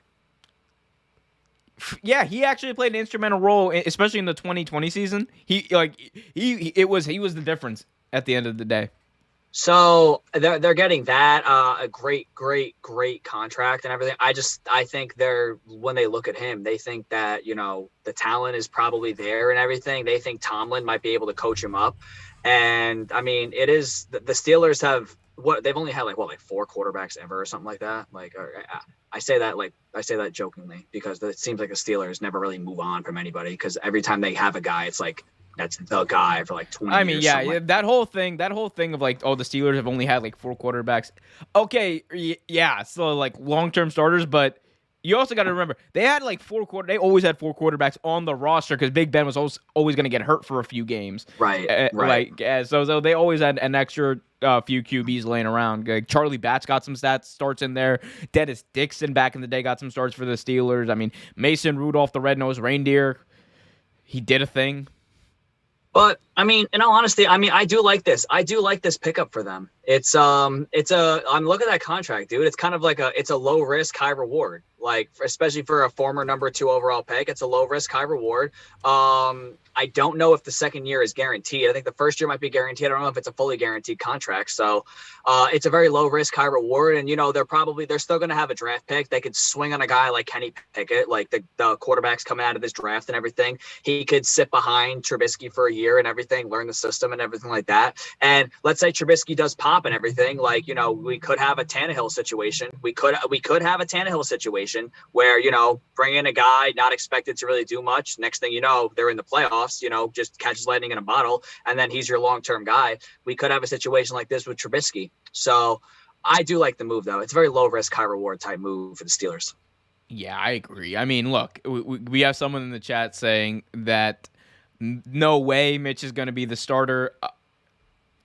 It's his job to lose. Like, honestly, if we're being honest, it's his job to lose. Mitch Trubisky proved in Chicago. I know there's a lot of people who like to hate on Mitch Trubisky. And, like, I got caught up in that a little bit, too. I'm not going to lie to you guys. But when you look back at it, or even when I was, like, analyzing it, like, during a show one day, I was, like, literally doing analysis on this. And I was like, wait a minute. Trubisky, when Trubisky plays, they tend to win. When Nick Foles plays, they tend to lose. Why is that? The problem was never necessarily Mitch Trubisky. Yes, he had a ceiling. Like, here's the thing about Mitch Trubisky that I think gets twisted in all this. He had a ceiling, and he should never have been drafted as high as he was. He will always be known as the guy who was picked before Deshaun Watson, before Patrick Mahomes. That is going to be his legacy. That is also going to be the legacy of Pace, Nagy, and the crew over there in Chicago. But, that doesn't mean inherently that Mitch Trubisky is a bad quarterback. That doesn't necessarily mean that Mitch Trubisky can't play in the NFL. That doesn't mean Mitch Trubisky can't start in the NFL. It just means he's a decent quarterback. He's a slightly above average quarterback. That's what Mitch Trubisky is. Pretty much, yeah. I mean, and given his track record and everything like that, he's kind of like along the lines of like Daniel Jones is another one, dude. It's like should not have been drafted as high as he was, but he was and everything. And this guy has had a lot more success than Daniel Jones has had. And I mean, the Giants organization is a crapshoot, let's be honest, especially the last couple of years. But I mean, let's not sit here and act like, he doesn't have guys around him. He's got weapons. Like Daniel Jones has had weapons around him outside of an O-line. He has weapons around him. That defense was one of the most formidable defenses in the entire NFL last year. Saquon can't stay healthy. But even then, that run, they're really not, their offense is not predicated on the run game, especially since their O-line really doesn't exist. So let's not sit here and act like this guy is a complete scrub. Like, yes, obviously he was drafted higher than he should have been, and that will forever be his legacy with guys that get drafted higher than they should have been. But let's not sit here and act like he didn't have any success. Guy made the playoffs twice, and he was instrumental in that second time that they made the playoffs and everything. So, like I said, very low risk, high reward type player. They could still draft a quarterback. They could have a 3-way race between him, Mason Rudolph, and whoever they draft and everything like that. Though I do think Trubisky should be the starter, just given his track record.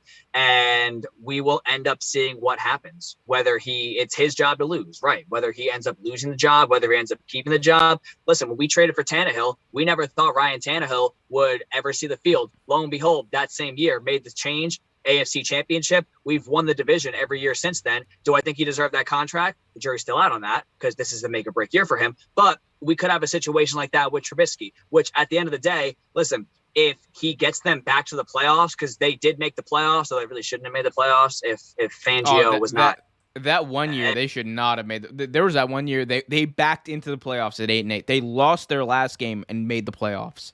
And then this past year, dude, I mean, I'm sorry. If Fangio decides to not try to fuck over a division rival, let's be honest, the Steelers don't make the playoffs this year. So if he can get them back into the playoffs, at least competing in that division, the AFC North, and at least competing at a decent level. Now that we've seen, obviously, that the Ravens will be back, obviously to see the progression of the Bengals and everything, the step that they're going to take, whether it's going to be forward or backward, or whether they're going to remain stagnant.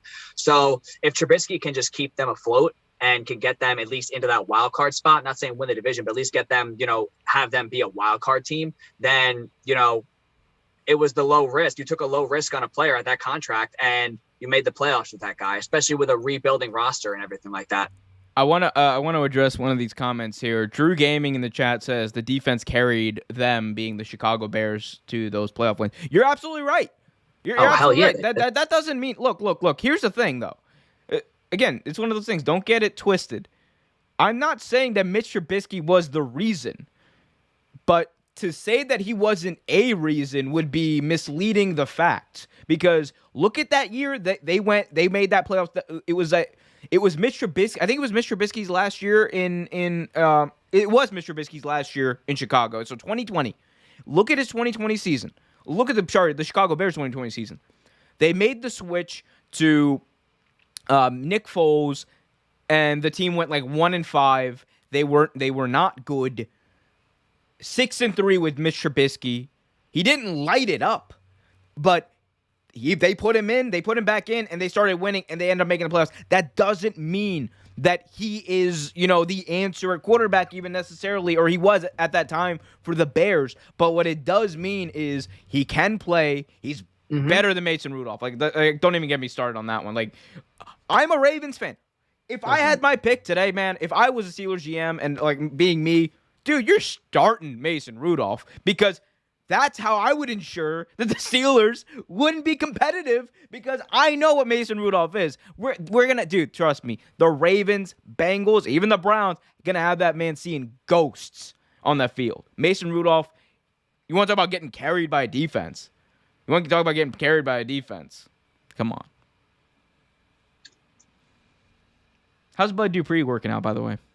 Bud Dupree, he didn't start out too well, but down the stretch, he actually was very pivotal in our defense, taking that step forward. Now, I do think partially a lot of that had to do with the Jim Schwartz effect. It took a whole year, but it finally took effect. Jeffrey Simmons took that step forward. Harold Landry fucking balled out, which, I mean, a lot of us I'm not going to say a lot of us saw it coming. We were kind of expecting him to take that step forward. And Danico Autry played out of his fucking mind for a guy that we only signed on a 1-year deal, like just a last minute kind of 1-year deal and everything. I mean, the Bud Dupree, did we overpay for him? I think we did, but I think long term it's going to end up, our goal was to keep that front four together. So in the beginning, the Bud Dupree experiment did not work out, partially because he was still rehabbing from an injury and it took him a while to get his legs under him. But once he did, he was pretty good for us. Yeah, I agree. Guys, let us know what you guys think in the chat. Hit that like button, subscribe, hit that notification bell. We're going to carry on and talk about we talk about media bias actually a lot on this show in the sports media. I will be right back. I have to go do something. Just carry this for a minute. All right, cool. And that's what I can do. But look, we talk about media bias in the sports world a lot. We talk about how different companies can create a narrative around certain players that isn't necessarily true, isn't reflected in the facts. One of these narratives exists for Trey Lance. If you're in a vacuum and you're not listening to Talking Heads on FS1, if you're in a vacuum, you're not listening to Talking Heads on ESPN, and you're just watching the game of professional football, if you saw Trey Lance play at North Dakota State, one thing that you will know immediately is that the dude has bare minimum raw ability and has the potential, if in the right hands and develops himself, he will be a superstar in the NFL. Guaranteed. Not that hard to figure out. Here's the thing. Sometimes you like to overcomplicate football. There's some things you can just look at and know. That's one of those things with Trey Lance. Like, it doesn't take a rocket scientist to know that Trey Lance has all the raw God-given ability in the world. Now, over the past year, there's been this weird narrative that has been constructed, and I think there's two things that are at play about it. One I do think the San Francisco 49ers have put this out there. And the narrative, obviously, that's at play is that Trey Lance, for whatever reason, either isn't ready or is a bust now. That's the narrative that everyone, ESPN, that FS1, they're spurting out. He's a bust. He can't play. 49ers are upset with him because he can't play. No one who watched this past season, if you actually watched Trey Lance play, you can't say that he can't play. The dude showed up. Jimmy G goes down. He shows up. He doesn't light it up. He doesn't do like a whole. He doesn't do like, you know, like he's not like Pat Mahomes his first year, right? He doesn't need to be. But he shows up. He's poised. He's ready for the moment. And what did he do? He won. He came in, ran the offense, did exactly what he was supposed to do, and he won.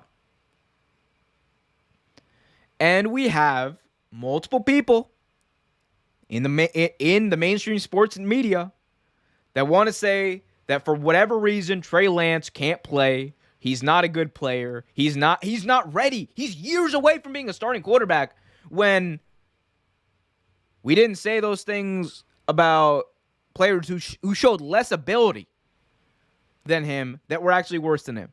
So I don't understand it. Again, for me, it's a gut feeling, and what I can see from his play on the field. Yeah, sure, he's not optimized yet. He's not going to be, you know, like in the running for the MVP if he starts next year. But he's not garbage. And that's like the thing I hate the most. And I do think the 49ers might have deliberately done this to actually help Jimmy G's trade stock. Maybe in a way, because they might want teams to think that the 49ers want to keep Jimmy G more than they actually do, and might want to try to hide Trey Lance as like a gem. I don't know what it is. I just don't see what other people are seeing. Maybe it's me. I don't understand why Trey Lance is being looked at as a dude who can't play. I truly don't. Like, did I miss something, Andrew? No, you hit every point and everything like that. Like I said, a lot of it's media narratives. They get to pick and choose who it is that they like and everything like that. You know how many times? Remember how many times was the media apologetic to Carson Wentz last year? You know what I'm saying? This guy is like the greatest thing ever. Trey Lance, let's be honest. Like, obviously, yeah, he was 1-1 as a starter. The numbers don't jump off like the screen at you or anything like that. But, you know, he was a rookie. He wasn't even expected to be the starter this year because they still had Jimmy G. Obviously, they would have liked him to be farther along. But listen, even Mahomes had his first year. So it's not like, you know, you're going to label him a bust just based off of that. You have to give the kid time to learn the system and everything like that. That's not exactly with the Shanahan system. You know, he doesn't exactly have Andy Reid as his, like, coordinator. It even took Mahomes a year to learn that. So, and let's be honest, dude. Like, I saw some people were making like you know, Jordan Love has been sitting for all these years and, you know, he's not ready to be the quarterback for the Packers. That's why they went and they retained Aaron and everything like that. And it's like, don't make that comparison, because Trey Lance is night and day better than Jordan Love. He was night and day better than what Jordan Love ever could have been. Real quickly, not even close. Trey Lance is a better quarterback than Jordan Love. Continue. Night and day better than what Jordan Love was and could have been. So, I mean, I don't understand the Trey Lance hate and everything like that. Down the road, do I think he can be a good quarterback? Yes, you got to give these guys time and everything like that. You can't sit here with a rookie quarterback and you can't expect, just because he's a highly touted quarterback coming out, that these guys are all good. It's going to come in and, you know, pop right away. You can't expect that. It's a process for a lot of them, dude. Aaron Rodgers is one of the greatest quarterbacks of this generation. He sat behind Brett Favre. Mahomes is the quarterback in this generation. He sat behind Alex Smith for a year, dude. Even you guys didn't even start Lamar in the beginning. You guys still had Flacco. Like, even Lamar Jackson, the MVP, right and before he was his raw. MVP season. His 2018 season, he was raw, bro. It took him a year to figure things out. Right. So you can't sit here and you can't go based off of a very small sample size based off of his rookie year. I think Trey Lance can be the guy. Maybe it was deliberate. Maybe it was delivered by San Francisco, because they do want to try to boost up the trade value of Jimmy Garoppolo, which, based on some of the teams that could be interested in Jimmy Garoppolo, I mean, like I keep bringing up the Colts, The Colts have all that money to spend. The Colts have draft picks. The Colts have all. I don't even know if they do have draft picks actually, because they sent a lot over in the. They sent 2/3. They sent 2/3. But I don't. Yeah, dude. Like you were saying, I don't really understand the Trey Lance hate. I mean, give the kid time and everything like that. You know, it's not like he was drafted 4 or 5 years ago and he still hasn't popped. Like, we don't have it. I always brought up Trubisky, but it's not like he's a Mitch Trubisky type where he just didn't live up to where he got drafted. The dude only played 2 games. It was his rookie year and everything like that. And this team had expectations. That's why a lot of the times they just chose to stick with Jimmy G, because Jimmy G was the proven commodity. He had taken them to a Super Bowl, though the defense pretty much was what carried them to that Super Bowl. He had taken them to a Super Bowl. He knew the system, game manager, and everything like that. So that's why they chose to go with Jimmy G over Trey Lance. But I do think Trey Lance is ultimately the quarterback of the future for the 49ers. People just have to have patience. Have patience. Let these guys develop. And actually watch him play if you're going to talk crap about him. Actually, here's my thing. If I'm going to come out on national TV and say that someone can't play, I'm at least gonna watch a highlight tape of some of their best and worst plays so I can make an honest assessment. Like, what I'm hearing, like, that Trey Lance, it's like not even a question. Like that's the thing. I think it was Skip Bayless on FS1. It was not even a question. Like the way that it was said, it was not even a question that Trey Lance can't play. It was like he cannot, like, he's not ready. He's not even remotely close. He's like 3 years away from being ready. And I'm just like, what? I don't know what it is. Maybe it is the 49ers who put this out there. Maybe it's I don't know what it is. Maybe they're seeing something that I'm not, like, very obviously not. Because I watched his first game. He didn't like light up the charts, but solid. Like, he's better than some of these rookies out there. He played better than Zach Wilson did. Like, Zach Wilson, and I know it's not his fault, he wasn't poised until the last few weeks of the season. That's when I first saw Zach Wilson really get poised.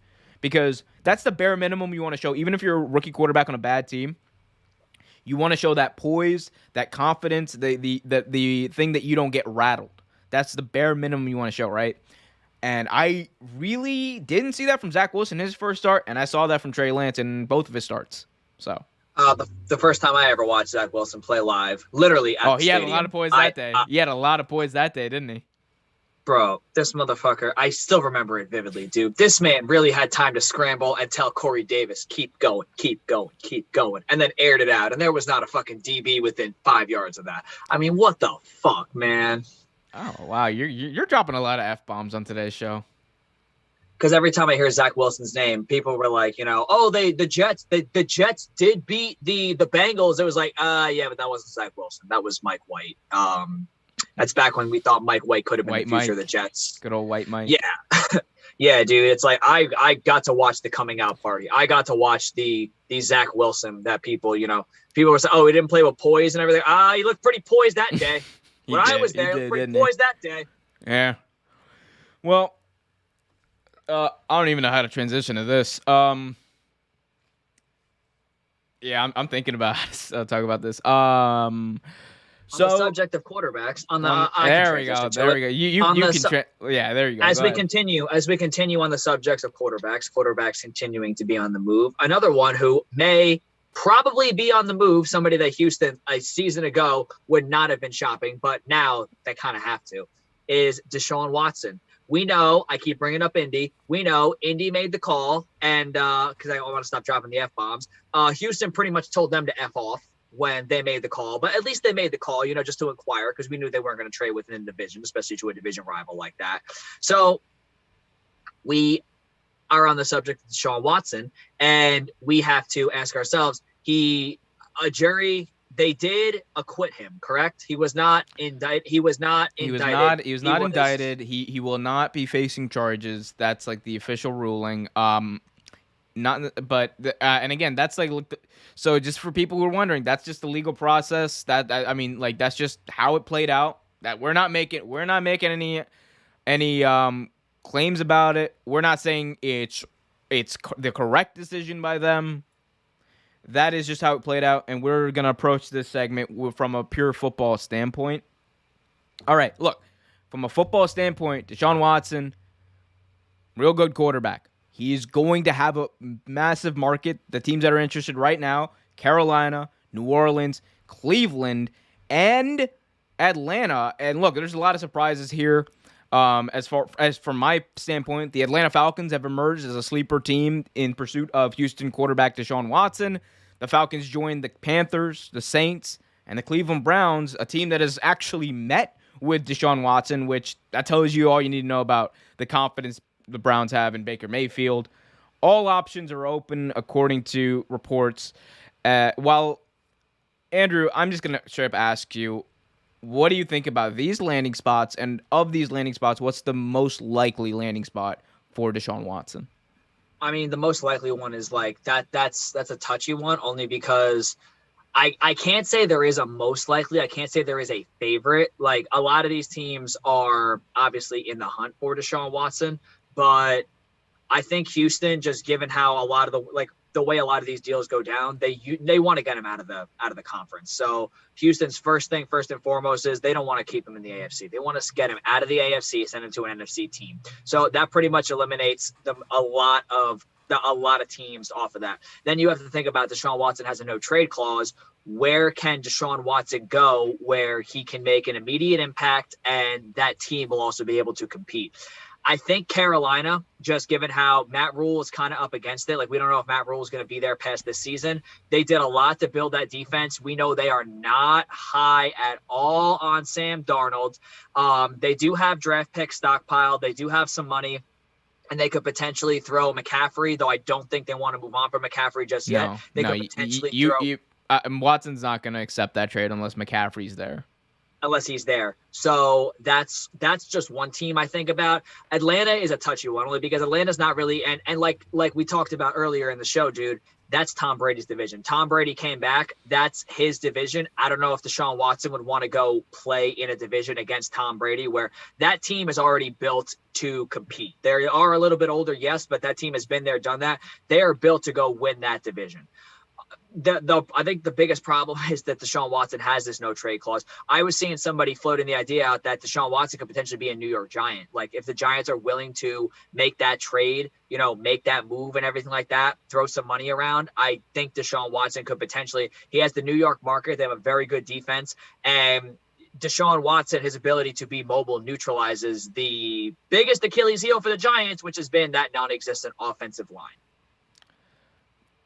So I hear you. My thing is, I keep coming back to one team. Of these four teams, if reports are to be believed, again, a lot can change. We got a lot of time to go.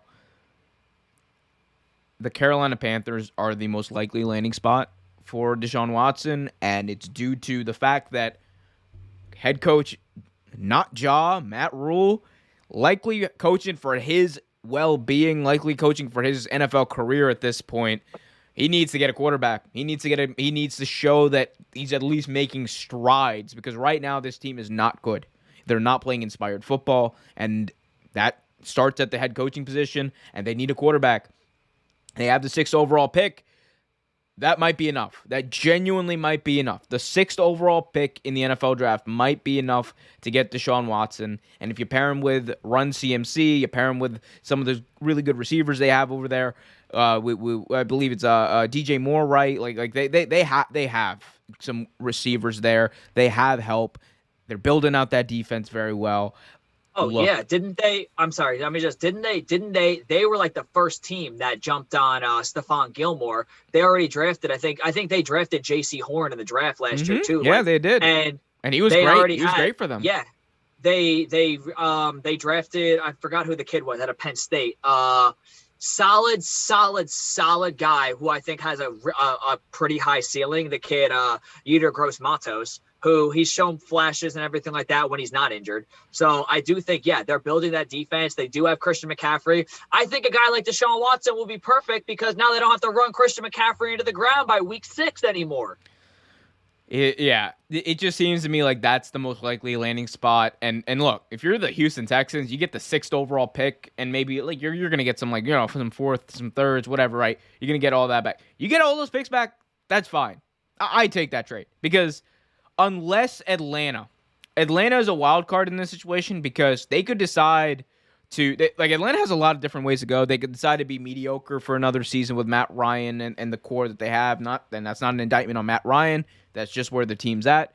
They could decide to really go boom or bust, trade for Deshaun Watson, they would have to get someone else as well. Like they have to get like somehow a primetime defensive impact player. I don't know how they would do that, who they would get, but they would have to do that. Like, but there's a scenario there, or the Atlanta Falcons just say, F it, rebuild, Artie Smith. Sorry. Hey, maybe you guys can get him back. I would love that, dude. Hey, he did his job already, dude. He got there. He sent us Julio. Even though Julio barely played, when Julio did play, he was pretty productive. You know what? He did his job. We only sent him there to give us Julio. He actually does fit the description of a double agent. Like, if there's anyone. I actually think they won more games than they were expecting to this year. I actually think he did not expect to win as many games as the Falcons won last year. He was pissed about it. He's pissed because they were on the cut. Like the Falcons did exactly what the Falcons do. They start terrible and then they ruin their own tank. Yeah. Like every year, dude. It's like clockwork. I've never seen anything like it. It's actually insane. Like there was a season they started like 1-5. I think it was like 2020. They started like 1-5, 1-6, I think, or something like that. They wind up winning a few games. They could have had like the number 1 overall pick. Like last year, what did they start? They start like they start 4-6, and then they rattle off some wins, finish 7-10. I'm just like, dude, call it a year. 2019. Oh, this year. This is the most Falcons year ever right here. Team starts off 1-7. Perfect alignment in 2019 to get one of these top young quarterbacks in 2020 that we talk about. Could have had Trey Lance, or a primetime player. You could have had Penei Sewell. You could have somebody. You could have one of these big receivers. Matt Ryan said, "Not on my watch. Not on my watch." The man said, "I'm going in, and we're going to be forced to trade up to get Kyle Pitts." That's what we're going to do, because that's what they did. I mean, look, they went 7-9. The rest is history. All right, I'm thinking about the wrong draft. I don't even care. Who cares? It doesn't matter. Could have had Joe Burrow. You could have had Joe Burrow. Anyway, one team that got Julio out of it. Yeah, look, you're happy as hell about that. One thing he'll be a cap casualty. He'll be a cap casualty. He'll be a cap cut next year. But one thing we do got 2 solid years out of him. One thing the Denver Broncos have finally is some hope. Denver finally has some hope. After years of underachieving following their Super Bowl victory in 2015, the Denver Broncos seem to have finally gone all in on winning another ring, coming off a 7-10 season where head coach Vic Fangio was given the boot. The Broncos got to work very quickly this offseason, hiring former Packers offensive coordinator Nathaniel Hackett as their head coach, trading multiple first-round picks and Noah Fant to finally, by God, finally, get their QB in Russell Wilson. And just recently, they came to an agreement with former Cowboys defensive end Randy Gregory to build out that already pretty stout defense. There's rumors that potentially there might be a way for them to finagle fitting in Von Miller to return. We'll see how realistic that is. But look, Denver's definitely made some strides. But my question to you, Andrew, is it enough? Are the Denver Broncos Super Bowl contenders? Oh, they're absolutely Super Bowl contenders. They have to win the division first. They have to get to the playoffs first, but they're absolute Super Bowl contenders, dude. I mean, dude, they went from who the hell was the quarterback last year? Was Teddy? Was it Teddy for a little bit? Teddy, Drew Lock. Teddy and Drew Lock. They went from Teddy and Drew Lock. They had a game, I think not last year, but the year before, where they had a fucking wideout playing quarterback. They went from that to a Super Bowl champion. They already had a good defense. Their defense, literally every game that they played last year, their defense kept them in every single one of those games. Their defense was elite. Their defense got a lot better with the addition of Randy Gregory, who I think it's funny as hell that he basically said F you to the Cowboys organization, LOL Cowboys. That's going to be a new thing. And Yeah, dude, with the potential Von Miller coming back and everything like that, they already have Bradley Chubb. I mean, that pass rush, you need a pass rush, especially in that AFC West. You need a pass rush with those quarterbacks. They're going to build a pass rush. They have a great secondary. They got a great young wideout in Jerry Jeudy. They're going to continue to build, I think. You know, they traded draft picks, but I think they can probably find some players later in the draft. Absolutely. Denver, I think Denver is a Super Bowl caliber team. I think Denver is a contender. Will it happen, though? No. My biggest concern for Denver is their division. You mentioned this earlier. Not only do you got to play with Patrick Mahomes and the Kansas City Chiefs, Andy Reid and all that, you also got to deal with Brian Stanley, whatever his name is, and the unrealness, the utter, I don't know, the comedic offense, like in the best way. It's like I watched that Oakland Raiders Chargers game, like the last game of the year on Sunday Night Football. I was laughing. I was like, it was insane. I was just laughing. 4th and 16. That's when Justin Herbert starts trying. He doesn't start trying until 4th down. So you got to deal with that. You got to deal with I'm Staley will go for it. Staley will run the ball on 4th and 9 on his own like 12-yard line in the second quarter. They'll get it. That's the thing. They'll get it. Like those last 2 drives they had in regulation in that season finale, absolutely ridiculous. I've never seen anything like it. I mean, it was just like anyone who says, by the way, Justin Herbert was the 2020 draft. Am I correct? Mm-hmm. Yeah, he was the 2020 draft, and people were saying that he's the weakest quarterback in that draft.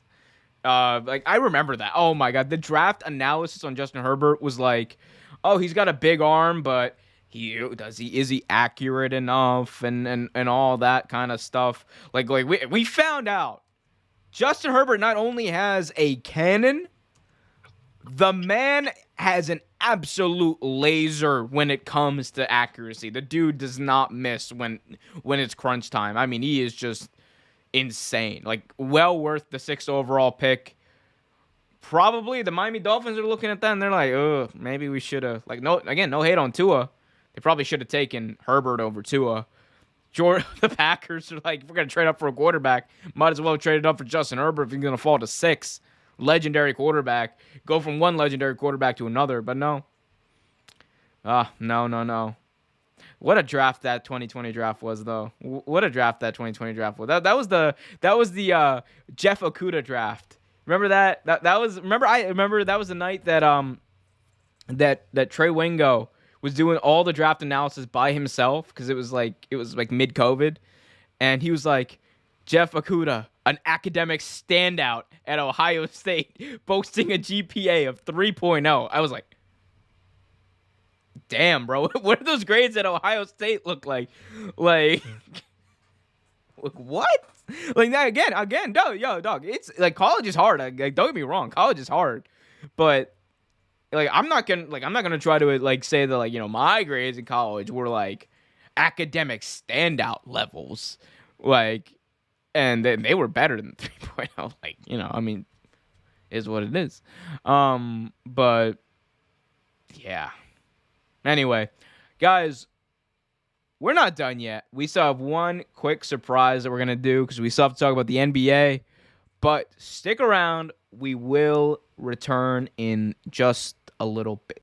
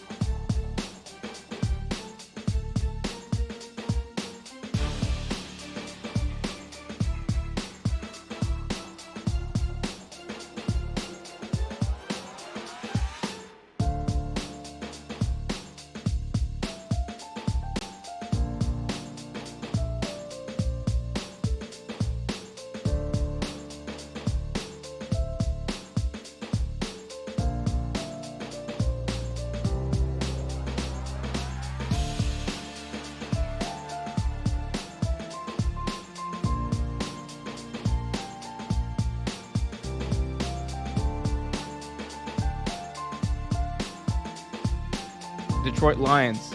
He's out there with. Oh, by the way, the Lions. They got their. I mean, I don't care what anyone says. Like, bro, DC. Like, DC. He is. Like he is. I think I said this. He's like the exact opposite of Urban Meyer in almost every way, right? He's the polar opposite of Urban Meyer in almost every way, because Urban Meyer came in and like wanted to like change the culture of Jacksonville to this militaristic, I'm in charge college type of culture, right? Which works in college because the kids are scared of the control that they have over, or you have over them, right? But with the NFL, it's like, dog, these are pros. These are not, you're not a coach. You're not trying to coach these players necessarily as much as you're trying to game plan and strategize. These are your peers. It's like an office. They're a different department, same level as you, dog. And he didn't see that. DC sees that. And here's the thing. A coach like Dan Campbell, what makes him so effective is the fact that he understands the relationship you're supposed to have with your players and how you're supposed to treat them. And the team feeds off of it. And it's created a culture where they're willing to run through a brick wall if that's what it takes to win for that guy. Because week after week, he took all the blame. Week after week, he was in tears after the game. Literally. I mean, look, Justin Tucker hits a 66-yard field goal. It ties an NFL record indoors to win a game against you. I'd cry too if I was on the other end of that team. I mean, like, what more can you do? Like, they should have won that game, but we had Tucker. But you know, it's just such a dichotomy. It's such a difference. Like, everyone was like, "Oh, Urban Meyer's gonna work in the NFL," and like, even you and I think you and I were on there saying like, "Man, this could go one of two ways with Urban Meyer," and one of them is just he's one and done. He didn't even make it a year. He didn't even make it a year. The other way it could have went, which is what a lot of people were expecting, it was team wasn't going to be that good, but they were going to be able to somewhat compete. And then after his first year there, okay, he coached a lot of studs in college. You know, he could potentially get one of those. And we're back. Kind of. Welcome back to the... I don't even know how to say this. Joining us right now, live, not in studio, Young Trenzy. Simon, how you doing? I'm doing great. Had a little bit of, life difficulties. Got locked out of my crib. I'm 25 literally. years old. It's kind of messed up. Damn near 26 years old. Damn near 26 years old. But I'm happy to be here. How's the gang? How's Omer? How's Lil Penny? Busy. Stress. But we're getting through it, man. Yeah. Hey, yo. So let's get right into it because I got some NBA questions for you guys. Look, last week we talked about the Knicks. And you gave your story about why the Knicks are bad and what they need to do to change things. I'm going to pose the same question to you, Simon. The New York Knicks a year ago were a playoff team. They had one of the most miraculous runs in New York Knicks history, especially over the past 40 years. And look, it was probably the most exciting time for any Knicks fan in recent memory. Definitely the most exciting time for any Knicks fan in recent memory. What went wrong this year? They have basically the same team, if not a better version of the team. What's wrong? Tell me. You know what they need to do? They need to call up Kemba Walker and Julius Randle and tell them to give that money back. Give it all back. Those guys are trash. Honestly, I think it was just one of those miracle runs for them last year. That team, to me, is just not where they need to be, and they showed it this year. They're just, I don't get the drop off, but we see the same thing with the Hawks for real. I just think it was a young team that just happened to get into the playoffs and went on a nice run. And I mean, Andrew, you're a Knicks fan. Did you expect anything this season for real? I did. Yeah, I expected us to build on last season. I really did. I had high hopes. Totally did. It was like very high hopes. What seed were you guys getting? We were top 4 last year. I was expecting to be top 4 again. Yeah, that wasn't happening. They swindled all of us. They deceived all of us. I see. Here's the thing, Andrew. I don't think they deceived anyone. I think this is just This is just what they were the whole time in disguise. This is just what the New York basketball Knicks were this whole time. A team that is guaranteed to disappoint their fan base every time. That's all they were. That's all they were. All day. Your analysis on that. I mean, I really have no analysis. I've been watching this shit for the last how many years? Like I'm used to it. I stuck by it through the Marbury years. We had the Melo years, which were kind of cool, but not really. Then we had Porzingis. We had that tall ass dude that, now, it is what it is. But you know in what? Washington now. We have the future. It's your problem now, son. RJ is the future. RJ is the future. That's all I know. And RJ will deliver a championship, and he will make New York great again. I don't know how he's going to do it, but he's going to do it. He's going to have to find a way. He's the only thing. Because, we know Julius Randle isn't the answer. Julius Randle is not the answer. Most improved player. Least improved player. Like most deproved. Can we make that an award? Can we make that an award? Most unimproved player. No. We'll send him the Real Take Sports Talk most unimproved player award. We'll make one and we'll send it to him. I will send it to Julius Randle just to troll him. I'm down because he's a disappointment. You want to go on a trophy with Simon? Send it to Julius Randle. It's just we're gonna send Julius Randle the most unimproved, disappointing player of the year. Be the saddest trophy. Gonna be this big, little ass trophy. Little baby ass trophy. Look, we're not going to... Okay, I did not just do this just to crap on Andrew's team.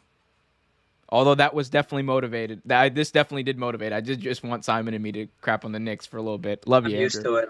I have thick skin to it. I'm used to it. I've lived it. No, I'm glad you do. But hot take, though, that Knicks team reminds me a lot... Well, that Cavs... Put it like this. The Cavs, the Hawks, and the Knicks, I think, are all in the same boat. All of them. The Cavs are going to have a nice playoff run, just like the Hawks did last year. And then you're going to be dirt next year. Look, I fully expect I'm ready. Dirt. And it's not like I don't have any faith in DG. He's balling out. But I just don't think I just don't think they can continue that type of success. They're missing too many pieces to continue that success. And we saw that with the Knicks. That's what happened. It goes back to the problem for the Cavs that I've had this whole season.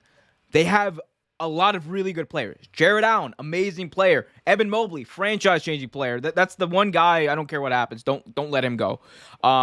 You have Lauri Markkanen, who's a really good player. Like he gets lost in the shuffle somehow because we have like 18 centers.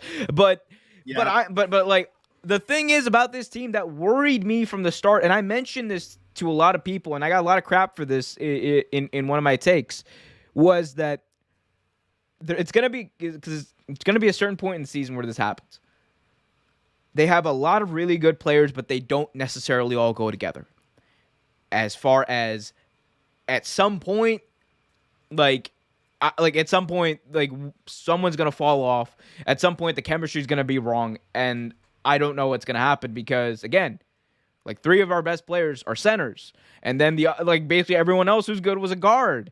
And it's like we have Isaac Okoro who's like hit and miss sometimes. I love Jetty Osman, but love his defensive effort though. His effort is amazing. He's the highest motor. He's gonna get a contract just based off of his motor defense and defense, and also the dude's also awesome just to have on your team. Like LeBron. Love this kid. Like I promise you, like if LeBron has a chance to play with Jetty Osman again, he's gonna find a way. Like that's actually one of his best friends.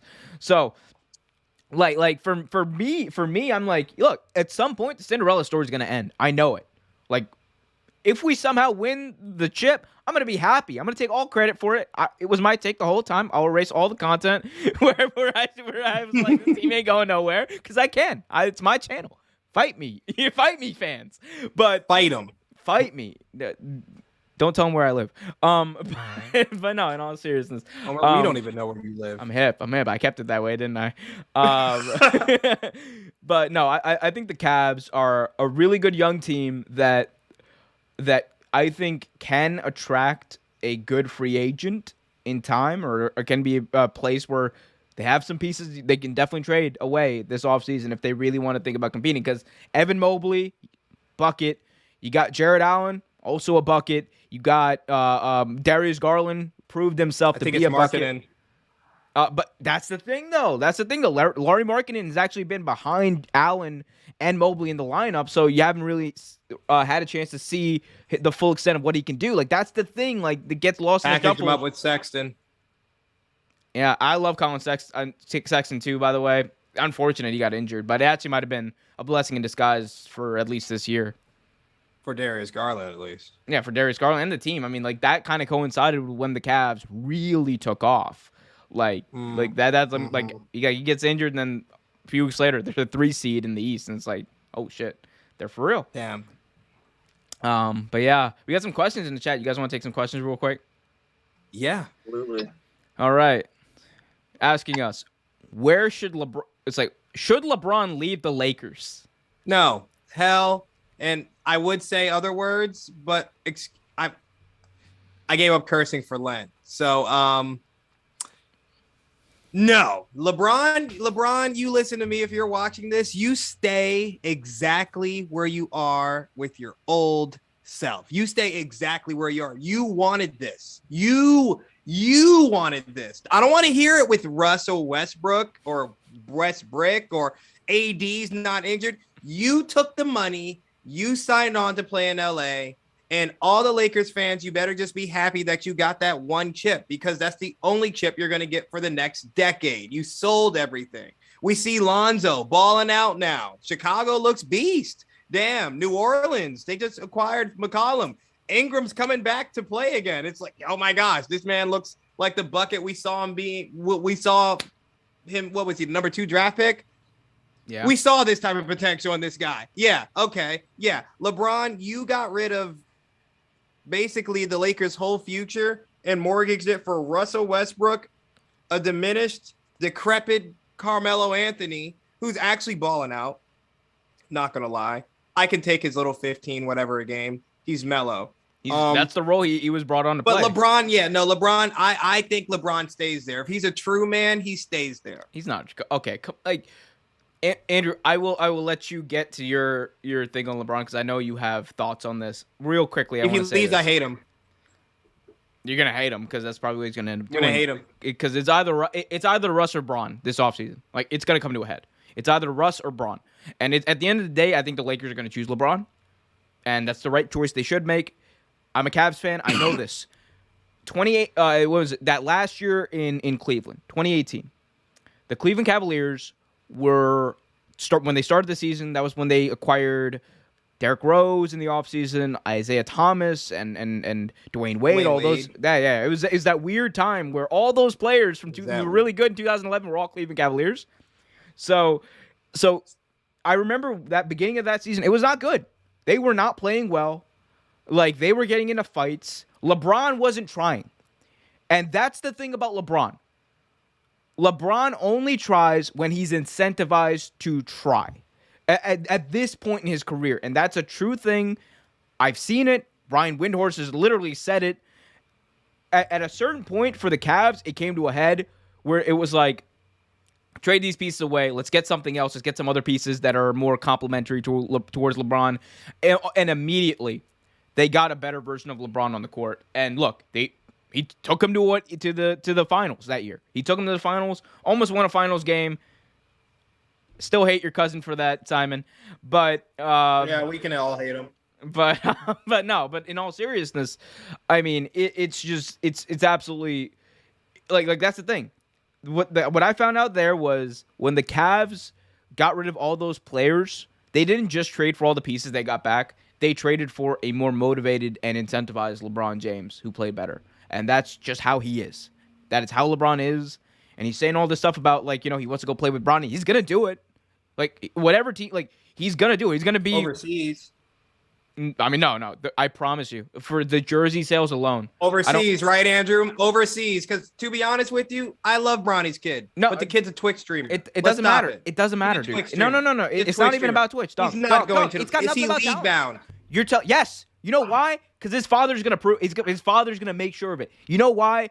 It doesn't matter how old he is. LeBron's gonna be 40 when that happens, right?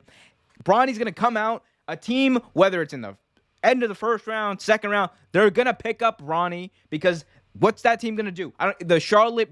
I almost call them Bobcats. They're going to be terrible, or not even Charlotte, because they're going to be fine. But, insert bad team here. The Indiana Pacers. They're going to be like, we need people. Motherfucker away from my They got team. Halliburton.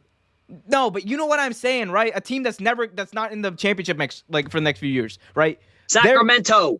Okay, Sacramento, fine. Pick Ooh. whatever all right, Sacramento, there you go. Oh, that's a good one. We always forget about Sacramento. They're going to pick De'Aaron Fox averages 27 a game, and nobody knows it because he's in Sacramento. They're going to pick up Bronny just because it's going to get them LeBron. He will go to that team.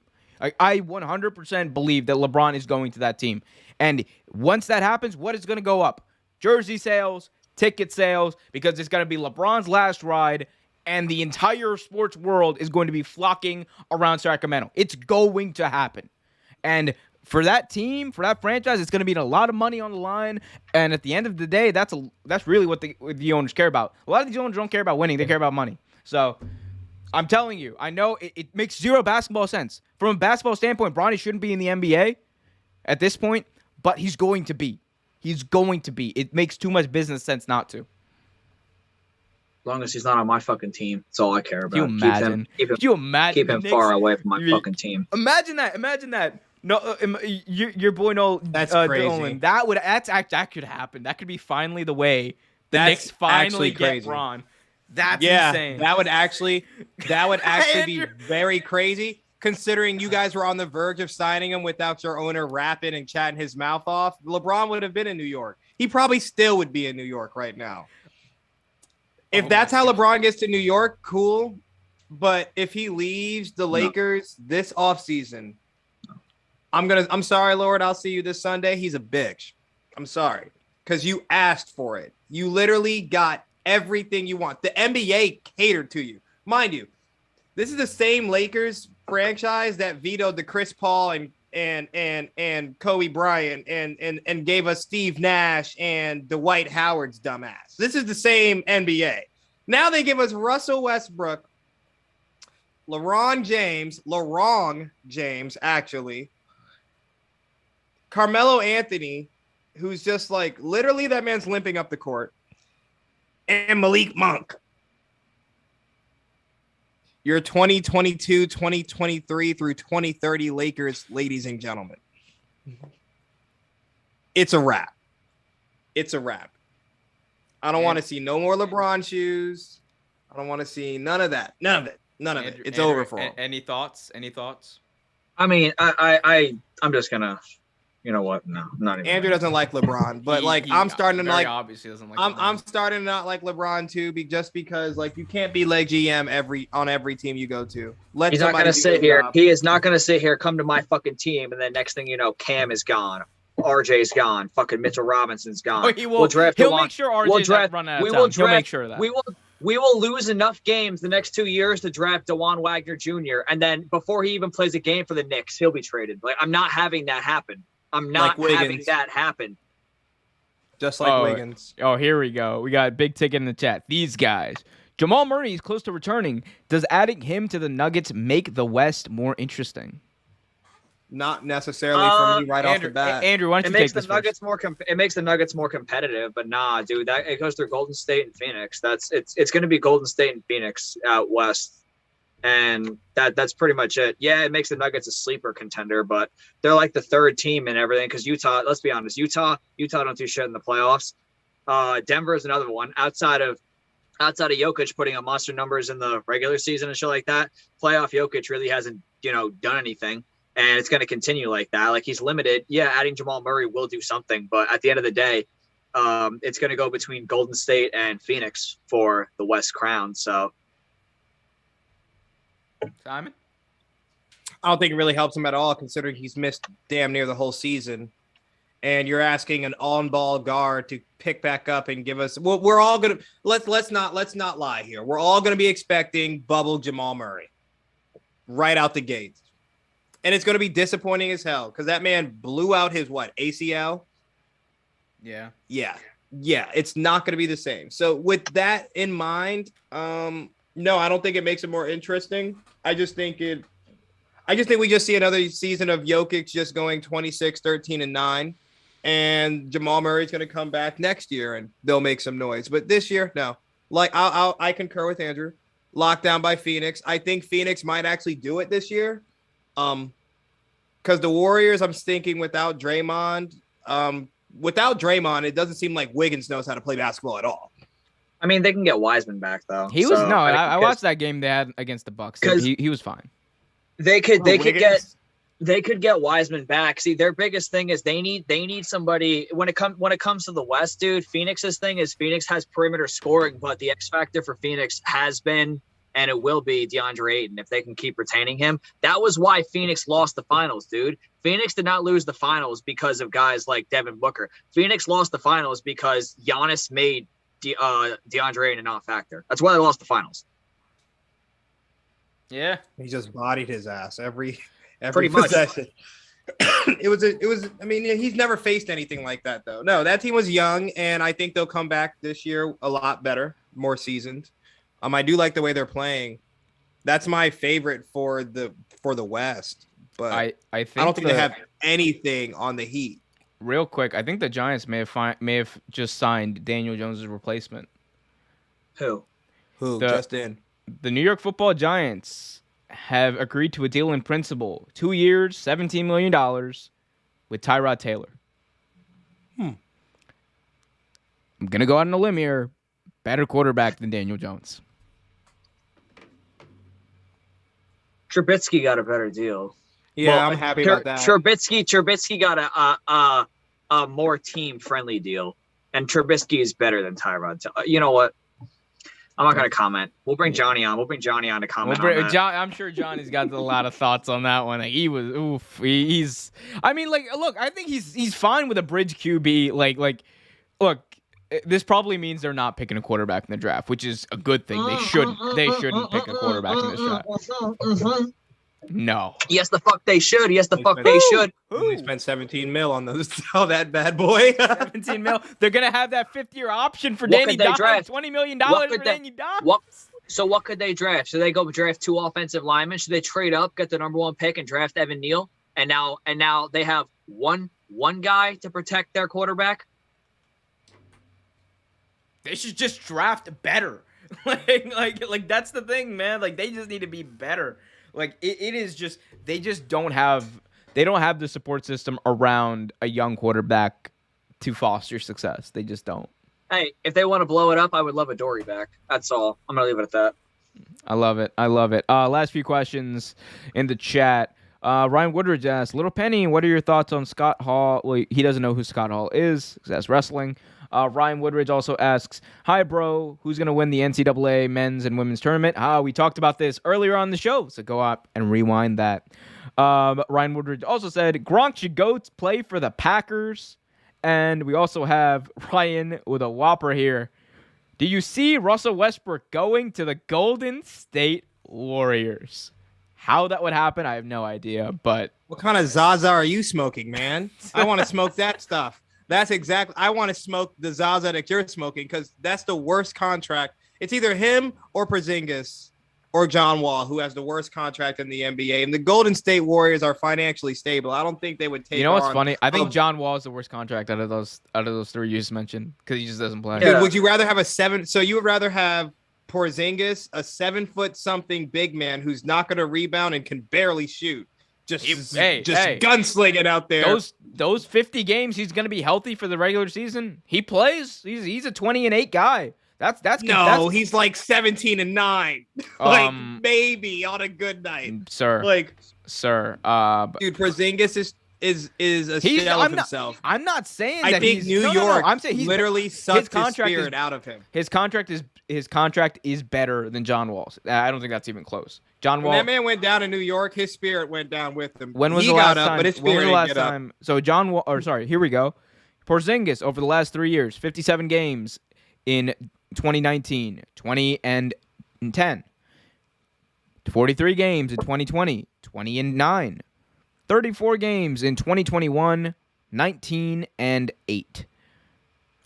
Again, you want to be? I can put that side by side with John Wall stats over the past 3 years, given his contract. You want me to do that? I can. Didn't the Wizards give John Wall that contract? Yep. I think they're still on the hook for a bit of it. Like I think there was some finagling. There was some stuff that went on. Some like, finagling. Some finagling that was going on where it's like the Wizards paid out like partially that contract. How did he steal that much money without a mask? That's what I want to know. He did it in broad daylight, man. Did it in broad Dude, daylight. broad fucking daylight. Almost. Probably smiled. He probably smiled at the camera too. Looked down the barrel of the camera and smiled at it too while he was robbing them fucking blind. He said, "Guess who's not playing?" Yeah, dude, it was almost as bad as Kirk Cousins. The last 3 contracts this man has signed have been fully guaranteed. Kirk Cousins. Think about this. There's only been 3 fully guaranteed contracts in the history of the National Football League, ever, all the time. All of them have gone to Kirk Cousins. That's He's crazy. got the best agent in sports. I'm happy. Bro. I want that guy. I want that guy. I Hey, want Kirk, that guy. send that guy my way. Send that guy my way. I'm trying to get. Look. I'm trying to get trying to get my money, bag, too. all my money up front. Let's go. I'm some shit. I want my bag too, Kirk. Let me get my shitty bag too. All right. I think we've exhausted this. Guys, any parting final thoughts? Simon, I'll let you go first. No. Surprising. That's actually very surprising. Andrew. Oh, baseball's back. I'm happy about that. I'm not happy baseball. about that. No. Oh no, I'm very happy. We still haven't celebrated our goddamn chip, Homer. We're never gonna. No, It's not never happening. celebrate. Never celebrate. It's the. Continue, I Andrew. I'm woke sorry. up. I woke up. I went to sleep. I went to sleep one day. I woke up. Max Scherzer is a member of my team. I love that dude. He's a fucking psycho, dude. That dude literally, he foams at the mouth just at the thought of striking this motherfucker in the batter's box out. I love it. He's a fucking psycho. I love it. Too bad he's old and you guys won't get him. He's decrepit. Well, now. it doesn't matter because my team is they're gonna let me down anyway. So it is what it is. I just need normalcy. I just need normalcy. It's not a regular year if my team is not here letting me down. We're going to put together this bomb-ass fucking team with all these big-ass fucking names. And for what? To finish 3rd in the division? Probably. No. If I'm telling you Scherzer's right your now. ace, you guys, you're guaranteed. Put it like Scherzer's this. not our ace. He's our number 2. And we just created for Okay, this guy, you're Chris guaranteed Well, yeah, DeGrom, 15 yeah, wins yeah, out of yeah. that guy, though. You're Look. guaranteed 15. Look, here's 15 the thing. wins, Homer. Here's the thing about the Mets. They have a window of 2 years right now with this Scherzer signing. I know that Daddy Cohen's gonna put out the piggy bank for everyone moving forward too. But realistically, you have a 2-year window, and look, a lot of it is because I don't care what happens, not this coming year, but the year after, an NL East team is winning the World Series, and it's either going to be the New York Mets or the Philadelphia Phillies. One of those teams is winning because that's just how history is playing out right now. NL East teams are going just win every 2 years now. That's just what happens. It might be your team, Andrew. That's all I have to say. I also wanted to say this too, back on the subject of basketball. How funny is Kyrie for not being allowed to play in the game but still showing up to the game anyway? Look, How funny is it that they fined the team $50K? Not him. The team $50K. all right, Dude, he Andrew. bought a ticket. This Andrew- man bought Andrew- a ticket. Before you get Showed me, up. before you get me demonetized again. Because last I didn't week, say anything out of Dog. pocket this time. No, I know. I'm just trying to stop. We're not talking about the vid. We can't talk about the vid because if we talk about the vid, demonetized. Last week, Simon, literally the last 5 minutes of the show. We're wrapping up, and we're talking about sports fans and how when they win or lose, they can start destroying property and do bad stuff. And Andrew just goes into full mode. He's like, he was like endorsing it like as a joke, right? But literally, as soon as we end the episode, boom, I get that flag, demonetized. Your channel is like being reviewed. I'm like, oh, damn it. like literally, they knew it. They knew it. They're like, oh, got him. So be careful what you say on YouTube, kids. That's my parting thought. It was a joke. I wasn't trying to incite anything. I It was a 100% know joke. that. I know.